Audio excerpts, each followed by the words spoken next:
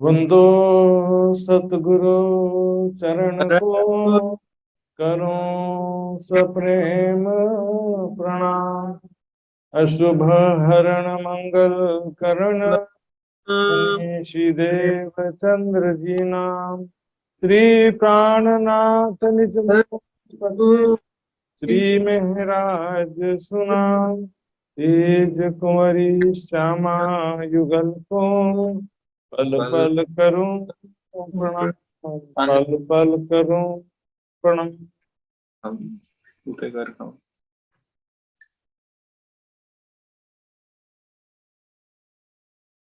चर्चा प्रारंभ होते हैं, सुनो साथ चित दे।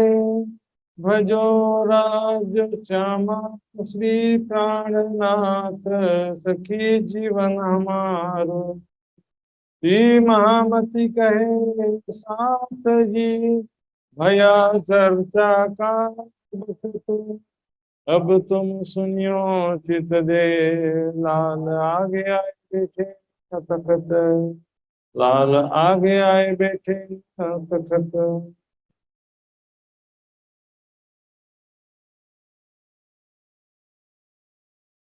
श्री महामत कहे मोमिनो, ए गढ़ा की वितक।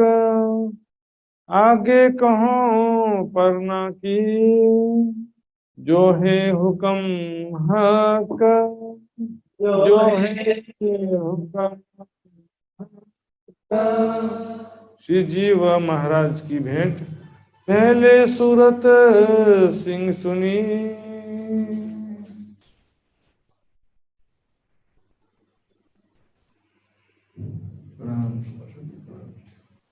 पहले सूरत सिंह सुनी। रामनगर में श्री दीवान देवकरण जी से भी पहले सूरत सिंह ने श्री प्राणनाथ जी के विषय में सुना था। बुद्ध निष्कलंक स्वरूप श्री प्राणनाथ जी अक्षरातीत परब्रह्म के विषय में सुना, और वो श्री प्राणनाथ जी के चरणों में पहले आए थे। सूरत सिंह जी ने फिर दीवान देवकरण जी को श्री प्राणनाथ जी की पहचान कराई। तो कहिया पैगंबर, पैगंबर यानी पैगाम देने वाला। पैगाम भी कैसा? ब्रह्म ज्ञान रूपी संदेश। तो ब्रह्म ज्ञान रूपी संदेश देने के कारण से सूरत सिंह को यहाँ पर पैगंबर कहा, और समस्त ब्रह्म सृष्टियों को भी पैगंबर कहा गया है। यहाँ तक कि लोग सोचते सिर्फ अरब वाले रसूल की बात है, वास्तव में वाणी में दिखेंगे तो श्री देवचंद जी को, मेहराज ठाकुर जी को भी रसूल या पैगंबर शब्द यूज किया है सुंदर साथ जी। तब वहां पर जब प्राणनाथ जी रामनगर में 2 वर्ष तक ठहरे हुए थे, उसी दरमियान दीवान देवकरण जी श्री प्राणनाथ जी के चरणों पर विश्वास लाए थे, और उन्होंने कहा, उमंग अंग में आइया कहो जाए छत्रसाल। छत्रसाल जी महाराज जो कि मेरे चाचा हैं, उनको ये बात मैं शीघ्र से शीघ्र बताऊं, वो सुन करके बहुत खुश होंगे। वो तो 12 साल से इन्हीं बुद्ध निष्कलंक स्वरूप का इंतजार कर रहे हैं। तो बहुत देवकरण जी के मन में बहुत उत्साह हुआ कि ये खुशखबरी उनको मैं जल्दी जल्दी जाकर के सुना दूं। तब रामनगर से चल के आते हैं मऊ। तो मऊ कहाँ पर है सुंदर साथ जी? पन्ना जी और मऊ में थोड़ा डिफरेंस होता है सुंदर साथ जी, ध्यान देंगे। यहाँ पर देखिए, ये है पन्ना और ये है मऊ। पन्ना से लगभग 70-80 किलोमीटर दूर है मऊ से हानिया। ये भी बुंदेलखंड का पूरा क्षेत्र है। तो मऊ से हानिया में उस समय ज्यादातर रहते थे। क्यों? क्योंकि छत्रसाल जी का कोई महल या राज्य या राजधानी अलग से नहीं था इस समय एक वो स्वतंत्रता सेनानी के रूप में ही थे। और महू सहानिया का जो पहाड़ी और जंगली क्षेत्र है, आज भी सुंदर साथ जी वहां पर आप सुने होंगे, चंबल की घाटी, वहां पर बहुत सारे लुटेरे आज भी पाए जाते हैं। तो वहां पर क्या होता है कि छिप करके युद्ध करने के लिए बहुत अनुकूल जगह है। वहां पर दुश्मन घुस करके नहीं खोज सकते। छत्रसाल जी का जो रणनीति था फिलहाल इस समय, वो कैसा था? छापा मार युद्ध नीति। अचानक से हमला कर देना, फिर जंगल में छिप जाना। तो इस समय मौसानिया में थे महाराजा छत्रसाल जी। वहां पर भी उनका महल था। वहां पर जाकर देवकरण जी छत्रसाल जी महाराज जी को बताते हैं कि नौरंग अखस राखत है। यानी औरंगजेब इनके प्रति ईर्ष्या द्वेष की भावना रखता है। सुंदर था जी, कितना क्लियर बात है यहाँ पर समझने वालों की। औरंगजेब यदि चरणों में समर्पित हो गया होता तो ऐसी बात तो नहीं लिखते, लेकिन यदि औरंगजेब केवल इसी शर्त पर कि शरीयत नहीं छोड़ सकता हूं, बाकी इमाम मेहदी मानता हूं, ऐसा कहता, तो भी ऐसा नहीं कह सकते, तो भी ईर्ष्या द्वेष रखने का कोई कारण नहीं बनता सुंदर साहब जी। क्योंकि इमाम मेहदी मानता तो ईर्ष्या द्वेष क्यों रखता वो? शरीयत नहीं मानना सेकेंडरी कंडीशन था सुंदर साहब जी, लेकिन फर्स्ट कंडीशन तो जो होता है इसको इमाम मेहदी मानना। इमाम मेहदी मानने के भी पहले ज्ञान वार्ता तो होना चाहिए था ना। सुंदर साहब से कभी ज्ञान वार्ता हुई नहीं, या सुंदर साहब अकश राकत ईर्ष्या द्वेष रखता था। ये बताते हैं देवकरण जी कि जहां भी जाते हैं श्री प्राणनाथ जी वहां पर अपने सैनिकों को, सिपह सलार को भेज देता है। ये सत्य ज्ञान की लड़ाई है, कोई सत्ता या राज्य की लड़ाई नहीं है, ये लड़ाई इस्लाम। दूसरे जगह होता जैसे उदयपुर के राणा पर हमला करने की बात आई थी तो वहां पर राज्य का मुद्दा था, लेकिन यहाँ पर है धर्म का, सत्य ज्ञान की लड़ाई है। उनको पसंद नहीं आता है कि एक हिंदू बैरागी होकर इमाम मेहदी का दावा कर रहे हैं। दावत सब ठोरो करी, प्राणनाथ जी ने सभी हिंदू राजाओं का आह्वान किया। दावत मतलब उर्दू शब्द है, हिंदी में बोलते हैं आमंत्रण। दावत इस्लाम यानी धर्म में शामिल होने का आमंत्रण। सभी हिंदू राजाओं का आह्वान किया श्री प्राणनाथ जी ने, लेकिन कोई तैयार नहीं हुआ। राजा ने मलोरे राणे राय तड़ो, धर्म जाता रे कोई दौड़ो। बात ने सुनी रे बुंदेले छत्रसाल ने, और किसी ने नहीं सुना। आगे आए खड़ा ले तलवार। हालांकि छत्रसाल जी का जीवन पहले भी संघर्षमय था सुंदर साहब जी, ऐसा नहीं कि पहले संघर्षमय नहीं था। पहले भी उनका जीवन जो है बचपन से ही वो स्वतंत्रता संग्राम में, धर्म युद्ध में लगे थे। देश और धर्म की रक्षा के लिए उनके पिताजी ही भी संघर्षरत थे, और छत्रसाल जी का बचपन भी सारा इसी में बीता। और हमने कल के प्रसंग में सुना था इस प्रकार 12 वर्ष पूर्व श्री प्राणनाथ जी ने उनको आशीर्वाद दिया, सपने में अपनी छाप का सिक्का दिया। तब से एक लड़ाई में भी उनको हार का सामना नहीं करना पड़ा, और वो 12 साल से प्राणनाथ जी का इंतजार कर रहे थे। तो अंकुर असल का सुनत ही चेतन, जो परम धाम का अंकुर होता है, जिसके अंदर परम धाम की आत्म होती है, प्राणनाथ जी के बारे में एक शब्द सुनते ही चेतन हो, जागृत हो जाते। जो होगी वासना भेद की, सो एक शब्द एक लवा सुनते सुपन में उड़ जासी नींदर। एक शब्द भी सुनते ही उसका धाम धनी के विषय में, अपने निज घर के विषय में, प्राणनाथ जी के विषय में एक शब्द सुनते ही उसकी नींद उड़ जाती है। तब बलदीवान के आगे बात करी देवकरण, पर बलदीवान चचेरे भाई बलदीवान कल मैंने बताया था, तो उसमें उसके वो भी यहीं पर थे, क्योंकि छत्रसाल जी के सबसे बड़े सपोर्टर थे, राइट हैंड बोल सकते हो बलदीवान। उनके साथ में जो भी योद्धा जुड़े थे और भी थे, अंगद राय थे, और उनके और कई और साथी थे, जो जैसे कि बाकी कुछ मुसलमान साथी भी थे उनके साथ में। तो सभी बहुत सारे योद्धा थे छत्रसाल जी के साथ में, बड़े बड़े योद्धा भी शामिल थे, लेकिन उसमें सबसे इंपॉर्टेंट थे बलदीवान। जो चेरे भाई थे, बड़े भाई थे, बलदाऊ भी कहते हैं इसको। हस्तलिखित पत्रों में भी बलदाऊ लिखा हुआ है। बलदाऊ, बलदाऊ का मतलब क्या होता है?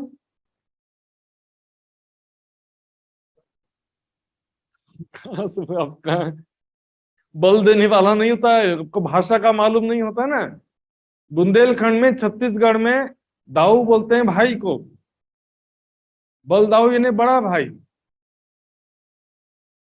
दाऊ का मतलब देना नहीं होता यहाँ पर। इसी क्या कि शब्द अलग अलग क्षेत्र के भाषा शब्द होते हैं ना, तो उसमें हज यहाँ पर बलदाऊ कहा गया है।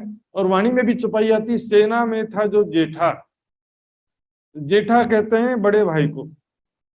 तो सुंदर साहब जी पूरी गीतक में कहीं पर भी चाचा शब्द आया भी नहीं है। एक अनुमान रहता है, कुछ लोग की मान्यता भी है, लेकिन उनकी मान्यता के पीछे जब पूछो तो पीछे का कहानी कुछ भी नहीं मालूम। 1740 के पहले का इतिहास कुछ भी नहीं मालूम होने से सब चीजें अनुमान हो जाता है। बोलेंगे कि छत्रसाल की कितनी रानियां थी? 3 रानियां थी, बोलेंगे कहाँ लिखा है? वितक में लिखा है? किस ग्रंथ में लिखा है? एक बड़ी रानी का वर्णन आया है, एक मंझली रानी का वर्णन आया है। बोले फिर एक बड़ी एक मंझली तो एक छोटी होगी, अपना अंदाजा लगा देते। दो रानी का वर्णन आया है तो तीन रानी अंदाजा लगा देते हैं, अटकल कर देते हैं। इतिहास ग्रंथों में देखिए 19 रानियों का नाम का भी पूरा वर्णन आया हुआ है। दो रानियों का यहाँ पर वितक में जिक्र आया है, लेकिन टोटल 2 थे या 3 थे ऐसा कहीं नहीं लिखा वितक में भी। ये क्या होता है कि जो चीजें हमको इतिहास मालूम नहीं होने से 1740 के पहले छत्रसाल जी के जन्म कैसे हुआ क्या हुआ, कल की चर्चा में मैंने सारा बताया था, तो चर्चा सुन सकते हैं जिनको देखना है। तो यहाँ पर बलदीवान जी के आगे भी देवकरण जी ये बात रखते हैं। उतने में लालदास जी पहुंच जाते हैं, क्योंकि अगर ये से लालदास जी उत्तम दास और जीवन दास जी को भिजवाया था कि जाकर के थोड़ा समझाने में हेल्प हो जाएगा। देवकरण जी हो सकता है कि ज्ञान की बातें ठीक तरह से ना समझा पाए। उसी समय लालदास जी पहुंचते हैं और उत्तम दास आनंद सो वाणी राज की गावते, धामधनी का वाणी गायन करते हुए आनंद में पहुंच जाते हैं वहां पर, और छत्रसाल जी सुन करके आनंदित हो जाते हैं। तब लालदास जी भागवत के कुछ श्लोक भी बताते हैं महाराजा छत्रसाल जी को प्रमाण के रूप में। तब श्री जी साहेब जी के चरण की दिल में ले आस। भागवत के कौन से श्लोक बताए थे? हो सकता है बुद्ध निष्कलंक स्वरूप के संबंधित श्लोक बताया हो, अखंड रास के संबंधित श्लोक बताया होगा, योग माया उपाश्रित योग माया का आश्रय लेकर नए देवी वृंदावन की रचना किया, और बुद्ध निष्कलंक स्वरूप का भी प्रमाण है, श्रीमद् भागवत में कलयुग के प्रमाण है। तब धामधनी श्री प्राणनाथ जी के चरण की आशा दिल में लिया है, जरूर उनसे मुझे मिलना पड़ेगा। तुरंत ही आदेश देते हैं, जाओ देवकरण श्री जी साहब जी को मेरे तरफ से आमंत्रण दो, बुलाओ उनको यहाँ पर, और साथ में मेरे तरफ से लालदास जी उत्तम दास जी को भी ले जाओ। अब सभी मेरे तरफ से जाइए, भले आए थे लालदास जी प्राणनाथ जी की तरफ से, लेकिन अब मेरे तरफ से जाओ आप, और जाकर के श्री प्राणनाथ जी को मेरे तरफ से सादर आमंत्रित करो पन्ना जी में, और सामने आए बुलावन, हम उनके अगवानी करने के स्वागत करने के लिए मैं स्वयं आऊंगा। इस प्रकार से लालदास जी देवकरण जी पहुंचते हैं अगरिये। अगरिये जो है यहाँ पर पन्ना से पहले स्टॉपेज था अगरिया, यहाँ से पन्ना जी आते हैं। तो अगरिये में थे उस समय प्राणनाथ जी, वहां पर प्राणनाथ जी को खुशखबरी सुनाते हैं कि छत्रसाल जी महाराज जी समझ गए हैं और आपको आमंत्रित किया है। देवकरण जी अपने परिवार समेत प्राणनाथ जी की यहाँ पर सेवा करते, अपने पूरे परिवार को लेकर के आए थे। चले अगरिये से परने पहुंचे आए। इस प्रकार से प्राणनाथ जी समस्त सुंदर साथ पन्ना जी की पवित्र धरती पर अपने कदम रखते हैं। डेरा किया अमराई में, और झंडे की तितलियां अमराई घाट, किलकला नदी के किनारे आम के बहुत सारे पेड़ थे, उसको बोलते हैं अम्बराई, आम के बगीचे थे वहां पर, इसलिए उसका नाम क्या पड़ गया? अमराई घाट। किलकला नदी बैजूराज जी मंदिर के ठीक पीछे आज भी है, वहां पर अमराई घाट, जो सुंदर साथ जाते हैं देखे होंगे। और झंडे की चितलियाएं, अब देखिए सुंदर साथ, अभी तक जहां भी जा रहे थे स्थिरता नहीं हो पा रहा था, अब यहाँ पर समझ के यही वो स्थान है जहां पर अब मेरा अंतिम ठिकाना होगा, यहीं पर धामधनी का नूरी झंडा स्थापित होगा। और झंडे की चितलियाएं, सुंदर साथी, ये स्थान आज नहीं, धामधनी ने पहले से ही दिल में ले रखा था। और ये प्रसंग एक आता शंकर भगवान पार्वती जी का। बहुत पहले एक बार अपने विमान पर आकाश मार्ग से भ्रमण कर रहे थे शंकर भगवान और उमा देवी, तो अचानक शंकर भगवान ने अपना विमान यहाँ उतारा और यहाँ पर सजदा करने लगे, प्रणाम करने लगे, परिक्रमा करने लगे हाथ जोड़कर। तब पार्वती जी कहते यहाँ तो ना कोई मंदिर है, ना कोई यहाँ पर सन्यासी का आश्रम है, ना किसी ने यहाँ पर तप किया हो, साधना भक्ति किया हो, ऐसा भी नहीं है, तो क्या विशेष बात है, यहाँ पर क्यों आप सजदा कर रहे हो? तो शंकर भगवान कहते हैं, भले अभी यहाँ कुछ नहीं है, लेकिन ये वही पवित्र धरती जहाँ पर अक्षरातीत परब्रह्म अपनी आत्माओं के साथ प्रकट होंगे, यहीं अपना धाम बनाएंगे, यहीं से ब्रह्म ज्ञान का प्रचार होगा, और यह जागनी का सबसे बड़ा केंद्र बनेगा। बोलो श्री प्राणनाथ प्यारे की। पद्मावती केन सरदे विंध्य पृष्ठे विराजिता, इंद्रावती नाम सा देवी भविष्यंती कलो युगे। पुराण संहिता में का प्रमाण शंकर भगवान जी पार्वती जी से कहते हैं, नदी किलकिला तीर पे उतरे परम हंस आए, किलकला नदी के किनारे परमहंस ने सब सुंदर साथ आते हैं और डेरा डालते हैं। सुंदर साथ जी यहाँ पर परमहंस का क्या अर्थ लेंगे? तीन में सिरदार अक्षरातीत, प्राणनाथ जी को परमहंस नहीं कहा गया है, सुंदर साथ को परमहंस कहा जा रहा है। मैंने प्रमाण भी दिया, कबीर जी ने स्वयं जीव ईश्वरी ब्रह्म सृष्टि को कबीर जी की वाणी में जीव हंस परमहंस कहा गया है। ये सुंदर साथ जी वास्तव में ब्रह्म सृष्टि का ही शब्द है, लेकिन यहाँ पर क्या हो गया, देखा देखी सब अपने गुरु के आगे बोले हमारे गुरु इतने बड़े सिद्ध थे, इतना इतना चमत्कार दिखाया था, उसके नाम के आगे समथिंग स्पेशलिटी दिखाने के लिए क्या कर दिया, परमहंस लगाने लगे। वाणी में कहीं पर प्राणनाथ जी को परमहंस नहीं कहा, सुंदर साथ को परमहंस कहा। और आज क्या कहते हैं, परमहंस यानी प्राणनाथ समझ लेते, भले परमहंस हमारे गुरु यानी कि राज जी का स्वरूप हो गए। तो कई लोग बोले कि सुंदर साथ जब आए थे पन्ना आने से पहले ही परमहंस बन गए थे, ऐसा भी बोल देते। ये भी परमहंस बन गए थे पूरे 5000 या 500 जितना भी को। अभी परिक्रमा की वाणी, सागर श्रृंगार की वाणी अवतरित ही नहीं है, फिर भी परमहंस बन गए थे सब। चमत्कार और नमस्कार के पीछे पड़े हुए सब। तंत्र मंत्र सिद्धि देखेंगे तो बोलेंगे परमहंस है, बोलेंगे सरकार श्री परमहंस नहीं थे। तुम कौन हो डिसाइड करने वाले कौन परमहंस है कौन परमहंस? डेरा करत पर ना के दौड़े देखत कौन लोग। और वहां पर पन्ना जी में जैसे ही डेरा डालते हैं तो वहां पर आज भी पुराना पन्ना कहते हैं, वहां के आदिवासी लोग आज भी वहां पर है पुराना पन्ना में। तो वो सभी गौंड जाति के लोग सभी जो है दौड़ते हैं, तेजी से दौड़ करके प्राणनाथ जी के पास में, सुंदर साथ के पास में आते हैं। उनकी दृष्टि में क्या था, कोई साधु बैरागी आए हुए हैं, चलो चलो जल्दी चलते हैं कहीं देरी ना हो जाए। सबने आए दर्शन करी कही सुनो अब साध। सब आकर के प्राणनाथ जी का दर्शन करते हैं, कहते हैं साधु जनों हमारी बात को ध्यान से सुनिए, या नदी को जल ना पीजियो। सुंदर साथ तैयारी में ही थे कि नदी का जल क्योंकि भी यात्रा करके आए हैं तो सबसे पहले नहाना धोना जलपान तो करेंगे ना। यहाँ नदी को जल ना पीजिए, सही समय पे आ गए लोग बता दिए। या को पिए जाए प्राण व्याध है, इसको पीते ही तड़प तड़प करके प्राण छूट जाता है। मनुष्य थे क्या, पशु पक्षी जानवर भी पिएंगे तो उनका भी प्राण पखेरु उड़ जाता है। उसका जो भी कारण हो, लोग कहते हैं कि भाई वो गंदगी के कारण विषमयी हो गई थी, ये लोगों के दुनिया का पक्ष रहता ही है हमेशा, कभी वो मानते नहीं है।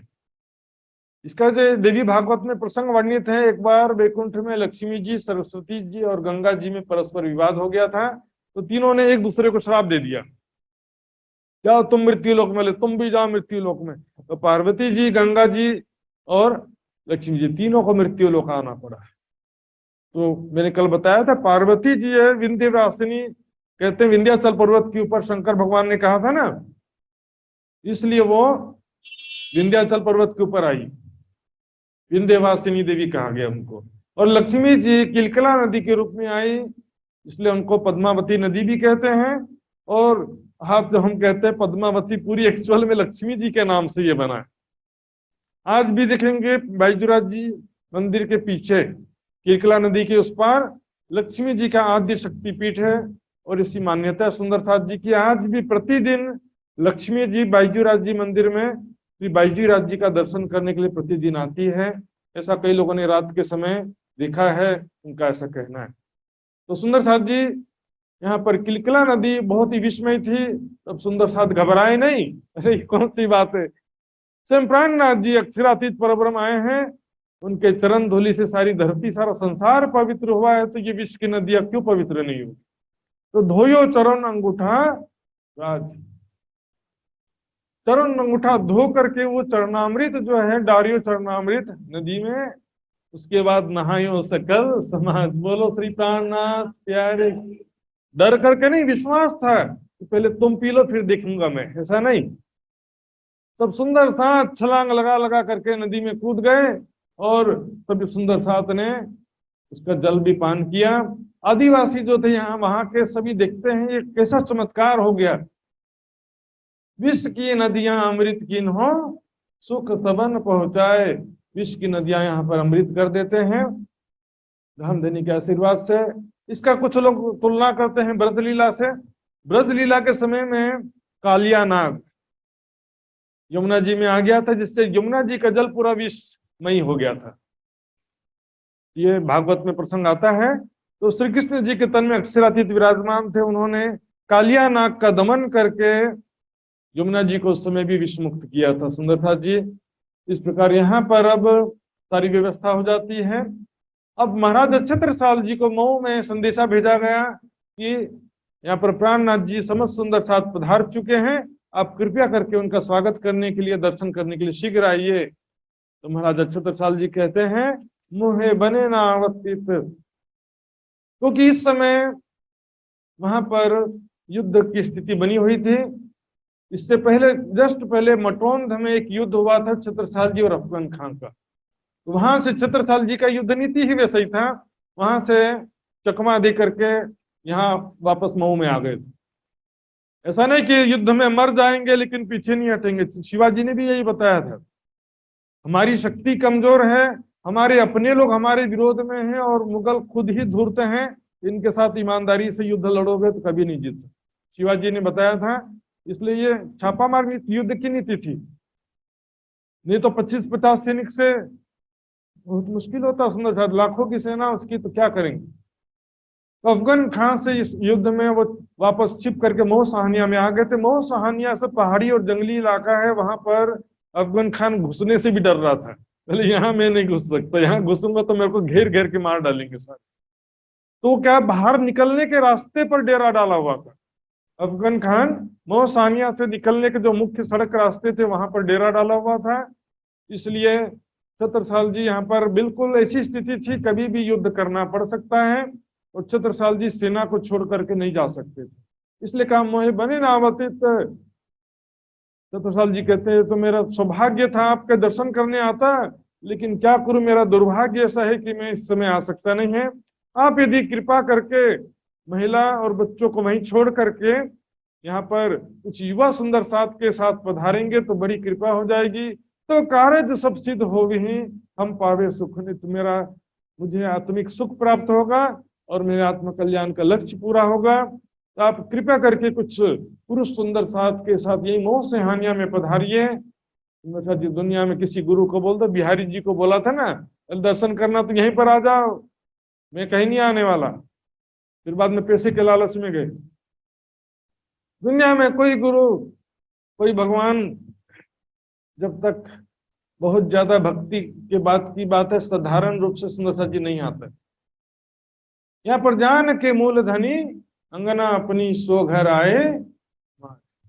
तो प्राणनाथ जी स्वयं उनको दर्शन देने के लिए मऊ आते हैं। मऊ में तिदोनी दरवाजा, 3 मेहराब वाला दरवाजा था, वहां पर आज भी मऊ सिहानिया में वहां पर कुछ निशानियां हैं, तो देख सकते हैं जाकर के। वहां पर डेरा किया, एक वृक्ष के नीचे चबूतरे पर बैठते हैं श्री प्राणनाथ जी और समस्त सुंदर साथ वहीं पर अपना डेरा डालते हैं, टेंट वेंट लगा करके वहीं रुक जाते हैं। महाराज छत्रसाल जी को पता चलता है तो सबसे पहले एक बार भेष बदल के दूर से दर्शन करके चले गए। देखिए घबराहट भी है छत्रसाल जी के मन में और बहुत तड़प भी, इच्छा भी है मिलने की। 12 साल से इंतजार कर रहे हैं, लेकिन कौन है सामने जाने के पहले वो थोड़ा कंफर्म करना चाहते थे, निश्चित कि ये वही है कि कोई दूसरा है। 12 साल से इंतजार तो कर रहे हैं, लेकिन चरणों में समर्पित केवल ऐसा देखा देखी नहीं हो सकते ना, परखना तो पड़ता ही है ना। तब राजा भेष बदल के दर्शन क्यों था, ये पहली बार दर्शन किया। दूजी बेर भेष बदल के कर शिकार को साज, शिकारी होते ना जंगल में, पहले समय में सब प्रोफेशनल क्या आदिवासी लोग क्या करते थे, जंगल में लकड़ी काटते भी रहते हैं, उसी से रोजी रोटी चलाते थे। इसके अलावा क्या करते थे, शिकार भी करते थे। शिकार करके जानवरों को फिर बेच करके भी वो करते थे। उस समय कोई आज के जैसा स्ट्रिक्ट कानून नियम तो होता नहीं था।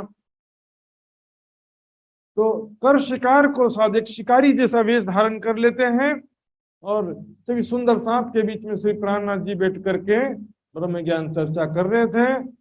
तहां जाए ठाड़े भय तरह मूड किले, वहां पर जाकर थोड़ा सा दूर पर खड़े हो गए, जैसे कोई मूढ़ व्यक्ति, मूढ़ मतलब अशिक्षित, बिना पढ़ा लिखा हुआ मूर्ख जैसा कोई होता ना, दिखते ना यहाँ पर भरवाड़ लोग चलाते रहते हैं, गाय भैंस चराने वाले होते कि नहीं, मूढ़ जैसे लगते हैं, अशिक्षित है मूढ़ आदमी।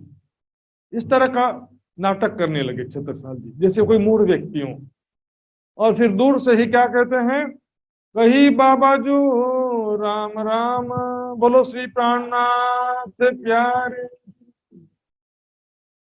आज भी अब जाइए, एक औपचारिक रूप से एक परंपरा जैसा बन गया, किसी से भी मिलेंगे तो क्या कहेंगे, राम राम कहेंगे, मुख में राम, बगल में बीड़ी। लेकिन यहाँ पर ऐसा नहीं था सुंदर साथी, लेकिन ये बता रहा हूँ कि यहाँ पर परंपरा रहता है, अभिवादन में ये शब्द जनरली प्रयोग करते हैं। इसका मतलब ये नहीं कि कोई राम का भगत है, ऐसा जरूरी नहीं होता। यहाँ पर एक औपचारिकता होता है, जैसे नमस्कार या प्रणाम करते हैं तो वो वैसा अभिवादन रहता है। प्राणनाथ जी तो समझ गए कि ये महाराजा छत्रसाल ही भेष बदल कर दर्शन करने आए हैं। कहते हैं बाबा उधर क्यों खड़े हो, बैठो ही ताए, नजदीक आकर के बैठो। तब आए बैठे बिछोने पर बहुत किनारे, तो छत्रसाल जी बैठे तो सही, लेकिन सबसे पीछे, क्योंकि पीछे बैठने से एक फायदा होता है, कभी भी उठ के जा सकते हैं। और स्कूल में भी देखते हैं ना, जो पीछे बैठने वाले बच्चे हमेशा शरारती बच्चे होते हैं, बदमाश बच्चे पीछे जाकर के बैठते हैं। और हमने क्या सुना, लाल आगे आए बैठे इन तखत, आगे आकर के जो अच्छे बच्चे होते हैं स्टूडेंट, और सुंदर साथ में भी जिनको ज्ञान चर्चा सुनने की जिज्ञासा होती है, वो हमेशा आगे आकर के बैठते हैं। लेकिन छत्रसाल जी यहाँ पर इसलिए पीछे बैठे थे कि यदि मुझे लगेगा कि ये वो नहीं है जिनका मैं इंतजार कर रहा हूं, तो पीछे से चुपचाप उठ के चला जाऊंगा, इस हिसाब से वो बैठे थे। तब छत्रसाल जी को कान्हा जी कहते हैं, बाबा और आगे आओ। छत्रसाल जी प्राणनाथ जी को एक बार बाबा जी कह दिया, तो प्राणनाथ जी उनको बोलते हैं, मैं भी बाबा तुम भी बाबा, आ जाओ सामने बैठो। भाई और आगे आओ, बैठो ही हजूर, मेरे सामने आकर के बैठो, पीछे क्यों बैठ गए।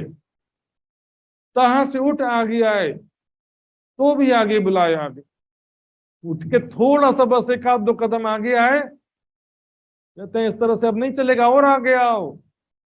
अब तो परे तुम फंद में, अब तो फंद में फंस चुके हो, कहाँ जाओगे भागे। तो साल कहते कौन है भैया, मुझे ऐसी शब्द कौन कह रहा है ये। तब कहीं महाराज ने, नहीं ऐसो ब्रह्मांड में कोई, ब्रह्मांड में ऐसा नहीं है कोई जो हम पर फंदा डाल रही, मुझ पर फंदा डाल सके, पूरे ब्रह्मांड में ऐसा कोई नहीं है। ब्रह्मांड में पूरा 14 लोग आ जाता सुंदर सा, पूरे ब्रह्मांड में ऐसा कोई नहीं है। 12 साल से छत्रसाल जी ने बुद्ध निष्कलंक, एक काम बुद्ध जी से है, मैं केवल बुद्ध जी का ही बस सेवक हूं, उनका ही मैं आज्ञाकारी हूं, उनके हम चाकर हैं 12 वर्ष से। 12 वर्ष से केवल मैं उनका ही केवल सेवक हूं। 12 साल से उन्होंने सब कुछ छोड़ रखा था, बहुदेव पूजा, कर्म कांड सब छोड़ रखा था सुंदर साथ जी, जब से स्वप्न में दर्शन दिया था प्राणनाथ जी ने। इसलिए कहते हैं प्राणनाथ जी अच्छी बात है ना बुद्ध जी के सेवक, तो बुद्ध जी को कैसे पहचानोगे, इनकी छाप के रुपया देखो तुम, हमसे उनके छाप का ये सिक्का मेरे पास में है। तो प्राणनाथ जी कहते हैं इधर भी देखो, यहाँ भी कुछ सिक्के हैं। अपने आसन को उठा करके दिखाते, वहां तो वैसे सैकड़ों सिक्के रखे हुए, तो बिल्कुल सेम टू सेम चेक करते हैं छत्रसाल जी दोनों मिलान करके, तो समझ जाते ये तो वही बुद्ध निष्कलंक स्वरूप श्री प्राणनाथ जी हैं, जिनका मैं 12 वर्ष से इंतजार कर रहा था। चरणों में नतमस्तक हो जाते हैं और कहते हैं क्षमा कर दीजिए, मैं आपको नहीं पहचान सका, अभी मैं शीघ्र ही दोबारा आपके चरणों में उपस्थित होऊंगा, करके वहां से चले जाते हैं। फिलहाल तो वहां से अपने महल में आते हैं, और महल में अपनी रानी, वहां पर देवकुंवरी रानी थी, और भी जो भी परिवार के सदस्य थे सबको कह देते हैं, अंदर जाए के एक ही जिन्हें करना हो दीदार, जिनको भी बुद्ध निष्कलंक स्वरूप अक्षरातीत श्री प्राणनाथ जी का दर्शन करना हो, तो सब ही कीजिए आया परवरदिगार। जिसको दर्शन करना तो कर लो, मेरे तरफ से कोई रोक टोक नहीं है, बाद में ना कहना कि मुझे किसी ने बताया नहीं। तब रानी देवकुंवरी थी मऊ में, उनसे रहा ही नहीं गया। वैसे तो बाद में मिलना ही था, दर्शन होना ही था, जो विधिवत स्वागत करते हैं सेना के साथ में, लेकिन देवकुंवरी से रहा नहीं गया। ब्राह्मणियों में भेष बदल के दर्शन कियो इन्हें थे, कुछ ब्राह्मणी स्त्रियां थी, उनके साथ में वो भी ब्राह्मणी जैसा वेश बना करके आती हैं और प्राणनाथ जी का दर्शन करती हैं। इस प्रकार सुंदर सा जी देव कुमारी रानी और मछली रानी ये दोनों जो है प्राणनाथ जी के प्रति समर्पित थे, इसलिए इन दोनों का वर्णन जो है युद्धक में आया है। तब फिर जाहिर हो कि आगे भीड़ चलाए, बलदीवान महाराज ने भेंट करी बने। तो बलदीवान महाराज ने क्या किया, सेना समेत बैंड बाजे के साथ में प्राणनाथ जी का स्वागत किया विधिवत रूप से। अब ये समय जो ऐसा था, मैंने बताया था, उस वक्त महाराज को थी महूम अफगन। अफगन खान मऊ से बाहर निकलने के रास्ते पर विशाल 8000 सेना के साथ में डेरा डाला हुआ था। 5000 पैदल और 3000 घुड़सवार थे, और छत्रसाल जी के पास में मात्र 1000 सैनिक थे। लेकिन अब छत्रसाल जी और उनके साथियों ने विचार किया कि हमको इसका इंतजार नहीं करना चाहिए।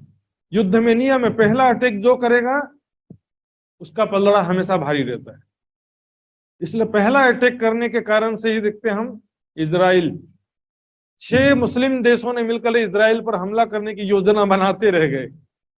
पहले ही इजराइल ने हमला करके सबको ठिकाने लगा दिया। तो यहाँ पर 6 दिन का युद्ध के रूप में वो फेमस है। पहला युद्ध हमला जो करता है उसका पलड़ा हमेशा भारी रहता है। तो छत्रसाल जी उनके साथियों ने ये निश्चित किया कि आज की रात हम अचानक से अफगन खान के डेरे पर हमला कर देंगे।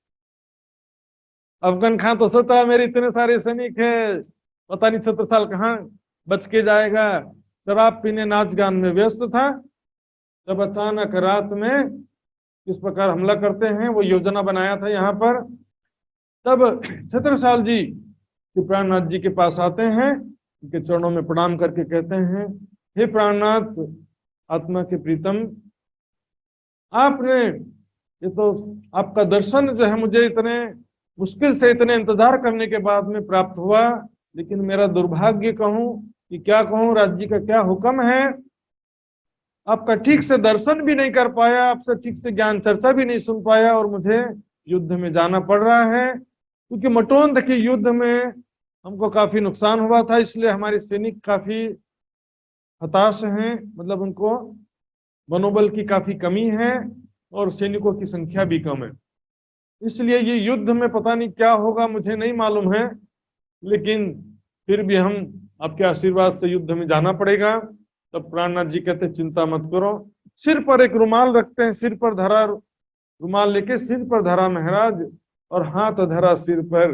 जब प्राणनाथ जी ने स्वयं अपने वरद हस्त रख दिया तो फिर होए पूरन मनोरथ, आज अवश्य ही तुम्हारी विजय होगी। प्राणनाथ जी ने आशीर्वाद दिया। इस समय उसके सेना, छत्रसाल जी की सेना के लोग कहते हैं वैसे तो जीतना बहुत मुश्किल है, फिर भी यदि हम जीत गए, जो हम ए पावे फतेह, तो यही हमारा हक है। हम मान जाएंगे कि यही अक्षरातीत परब्रह्म है। लोक मांगे इमाजत, दुनिया की दृष्टि चमत्कार को नमस्कार, चमत्कार दिखाएंगे तो और चमत्कार की भी जरूरत नहीं पड़ती है, अफवाहें फैला दो तो भी काम हो जाता है। दुनिया ऐसी अंधी है और अफवाहें फैला दो। बल्कि सुल्तान महाराज ध्यान करते समय जमीन से ऊपर उठ गए थे ऐसा फैला देने। चमत्कारिक बातें अफवाहें फैलाने में भी दुनिया में कलयुग है, सुंदर साथ जी बहुत चलता है ऐसा। यही हमारा हक है, लोक मांगे है। हाँ जी, लोग कहते हैं ये चमत्कार जब हम देखेंगे, अर्थात चमत्कारिक रूप से विजय प्राप्त होगा, तब हम मान जाएंगे कि ये अक्षरातीत परब्रह्म है। अब रात्रि में योजनाबद्ध तरीके से अफगन खां के डेरे में अचानक से हमला किया। तब नाच गान में, शराब पीने में व्यस्त थे। अफगन खान वो भी शराब, मदिरा पान और नाच गान में व्यस्त था। अचानक से हमला हो गया। एक तरफ से बलदीवान का गुट, एक तरफ से छत्रसाल जी का समूह, एक तरफ से और दूसरे जो थे सभी उनके बड़े बड़े योद्धा थे, चारों तरफ से प्लान करके हमला करते। एक ही तरफ से हमला करने से क्या होता है, पीछे वाले किसी काम आते नहीं। शुरुआत में तो सामने के ही सैनिक लड़ते हैं ना, पीछे वाले तो पीछे रह जाते हैं। चारों तरफ से हमला करते हैं, उनको संभलने का मौका ही नहीं मिलता है और 3 घंटे तक भयंकर युद्ध हुआ। तब शेर अफगन खान समझ गया कि अब मेरी हार होने वाली है, तो वो घोड़े पर बैठ के भागने लगा। तब छत्रसाल जी उनको पीछा करते करते आगे जाकर के पकड़ते हैं और उनको बंदी बना के जब वापस युद्ध भूमि पर लाए और उनके सैनिकों को समर्पण करने के लिए कहा। अफगान खां के गर्दन पे तलवार लगकर कहा अपने सैनिकों को कह दो समर्पण कर दे, अपने हथियार डाल दें। तो उनके सैनिकों ने हथियार डाला, क्योंकि सैनिकों की संख्या ज्यादा थी ना उनकी। उसके बाद अफगान खान और उनके सैनिकों को बंदी बनाकर और सारा हथियार वगैरह गोला बारूद सब बड़े बड़े बैलगाड़ियों में लाद करके वापस लाते हैं महल में। और बाद में फिर क्या होता है, ग्वालियर का जो फौजदार था सैयद लतीफ, उसने मुक्ति धन यानी इसको छुड़ाने के लिए पैसा दिया और क्षमा याचना लिख करके पैसा दे करके उसको छुड़वा दिया। क्या होता था कि भी मुक्ति धन जो है ना, काफी पैसा मिलता था, इससे पैसे की जरूरत भी होती थी, इसलिए छोड़ दिया जाता है इस तरह से। इसी कारण क्या हुआ, अफगान खान फिर दोबारा और तिबारा 3 बार उसने बुंदेलखंड पर हमला किया था। वो बाद में एक प्रसंग आएगा, आपको सभी प्रसंग क्रमशः सुनाऊंगा मैं। तब इस प्रकार जब विजय प्राप्त करके महाराजा छत्रसाल जी आते हैं, तब उनके सैनिक कहते हैं बिना श्री राज ना होए एकाज, कि परमात्मा की शक्ति के बिना ये विजय हम कभी भी प्राप्त कर सकते नहीं थे। फिर श्री महाराज जी देखिया पट जो तारतम, अब थोड़ा फुर्सत हुआ ना, बोलते हैं अब मुझे तारतम ज्ञान सुनाइए, शांति से अब मैं ब्रह्म ज्ञान सुनना चाहता हूँ। परमात्मा ने ऐसे दुख भरी सृष्टि की रचना क्यों की, हम कौन हैं, कहाँ से आए हैं, सारा विषय में चर्चा सुनते हैं। प्राण नदी समझाते हैं ये दुख का संसार है जरूर, लेकिन जागृत होने के बाद यहाँ दुख की अनुभूति नहीं होती। अपने निज स्वरूप निज घर की पहचान करो, निज घर को याद करते रहोगे, तब सारा दुख दूर हो जाएगा। याद करो जो निज सुख तो दुख तुमसे भागसी। ये संसार सारा एक सपने के समान है, जो हम परम धाम में बैठे बैठे सपने के समान देख रहे हैं। यहाँ पर हमने परम धाम में दुख का खेल देखने की इच्छा किया था, इसलिए यहाँ पर आए हैं। अब व्यवहार छूटत मुझसे, छत्रसाल जी कहते हैं फिर ये संसार सारा दुख रूप है, नश्वर है और सब माया है, स्वप्नवत है। तो फिर क्यों ये धन के लिए, जमीन के लिए, राज्य के लिए, सत्ता के लिए क्यों लड़ाई होते रहता दिन रात। अब व्यवहार छूटत मुझसे, मुझसे अब ये राजपाट और दुनिया भर का टेंशन नहीं उठाया जाता है। कभी कौन हमला कर रहा, कभी कोई युद्ध कर रहा है, उनकी आत्म जागृत हो जाती है। लेकिन प्राणनाथ जी समझाते हैं कि कर्म किए बिना मनुष्य एक क्षण भी रह सकता नहीं है, कर्म तो करना ही पड़ेगा। अब क्षत्रिय का कर्म छोड़ोगे तो कोई दूसरा कर्म करोगे, कर्म तो करना ही पड़ेगा। लेकिन कर्तव्य कर्म कभी भी भक्ति में या ध्यान में बाधक नहीं होते। कर्तव्य कर्म कोई प्रॉब्लम नहीं होता, कर्तव्य कर्म में आसक्ति नहीं होती। जैसे कि देखिए नौकरी हम करते हैं ना, जो लोग नौकरी करते हैं क्यों करते हैं नौकरी, सिर्फ पैसे के लिए करते हैं। नौकरी करने में किसी को मजा थोड़ी आता है। नौकरी में जाएंगे तो ध्यान लगा रहेगा 5 बजने में 1 घंटा बाकी है, यहाँ से छूटेंगे तो जल्दी से अपने घर जाएंगे। ध्यान कहाँ लगा हुआ उनका, घर पे लगा हुआ। वैसे संसार में कर्तव्य कर्म करते हुए हमारा ध्यान कहाँ होना चाहिए, परम धाम मूल मिलावे में। संसार का खेल देखकर जल्दी से जागृत होकर हम सबको अपने मूल तन परम धाम में जागृत होना है। सुरता एके राखिए मूल मिलावा माही, इसलिए कहा गया सुंदरनाथ जी। तब यहाँ पर छत्रसाल जी को समझाते हैं कि क्षत्रिय का धर्म है देश और धर्म की रक्षा करना। और ये देखिए जिसका जो कर्म है वो कर्म कभी भी भक्ति ध्यान में बाधक नहीं होता है, लेकिन करने के तरीके पे डिपेंड करता है। न स्वर्ग की कामना से, न पृथ्वी के राज्य की कामना से, न संसार में सुख की कामना से, न स्वर्ग के सुख की कामना से, बल्कि अपना कर्तव्य समझ करके अपना कर्तव्य कर्म करें। चाहे परिवार का पालन पोषण हो, चाहे देश धर्म समाज के प्रति जो कर्तव्य है, वो सभी करने में कोई प्रॉब्लम नहीं है सुंदरनाथ जी। लेकिन आसक्ति कर्म,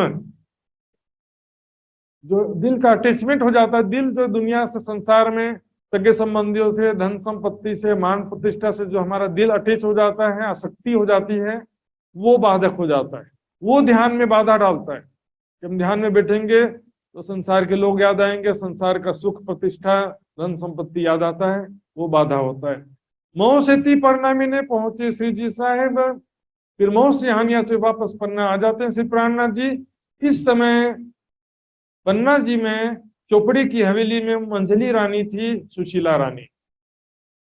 सुशीला रानी का दूसरा नाम मैंने कल बताया था, क्या है दूसरा नाम, सुशीला रानी का दूसरा नाम क्या है, इसलिए क्विज रखा जाता है। सुने और भूल गए वैसा काम नहीं चलता है। दान कुंवरी, सुशीला रानी का दूसरा नाम है दान कुंवरी। दूसरा नहीं, पहला नाम है, सुशीला रानी दूसरा नाम है एक्चुअल में। सुशीला रानी उनके सुशील गुणों के कारण से कहा गया, और बड़ी रानी से छोटी थी इसलिए उसको मंझली भी कह देते हैं। तो पन्ना जी में चोपड़े की हवेली में मंझली रानी थी। उन्होंने, प्राणनाथ जी जब महू सिंहानिया में थे ना, तब मंझली रानी ने बायजूराज जी से कुछ ज्ञान प्राप्त किया था, तारतम ज्ञान चर्चा सुना था और सेवा भी किया था। तो जब प्राणनाथ जी वापस आते हैं तो मंझली रानी प्राणनाथ जी की अच्छे से सेवा करती है और प्राणनाथ जी के चरणों में समर्पित होती है। छत्रसाल जी तो बाद में जब आते हैं, जब महू सिंहानिया में सारा व्यवस्था ठीक ठाक करके बाद में पन्ना जी आते हैं, तो वहां पर तब बताते हैं कि हमने किस प्रकार से बायजूराज जी से ज्ञान प्राप्त किया और प्राणनाथ जी की पहचान हुई। तो प्राणनाथ जी की हमने किस प्रकार से सेवा की, सारी बातें बताते हैं। गिरे दंडवत आए के सन्मुख साथ में पास, पन्ना जी में जहां पर किलकिला नदी के किनारे अमराई घाट में श्री प्राणनाथ जी सुंदर साथ ने डेरा डाला हुआ था, वहां पर आते हैं श्री छत्रसाल जी महाराज।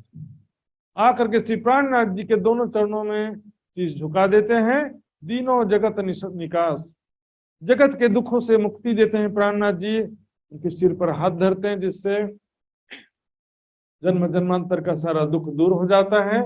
यहाँ पर प्राणनाथ जी और सुंदरसाल जी का भोजन का समय था लगभग, तो 4 जने यहाँ पर जो महाराजा छत्रसाल जी के साथ में आए थे वो सब भी यहाँ पर भोजन प्रसाद ग्रहण करते हैं। तब कली दज्जाल कापिया किया बड़ा शोर, कली दज्जाल, इसको हिंदू ग्रंथों में क्या लिखा है? कली, कलियुग। उसी को कुरान में क्या लिखा है? दज्जाल।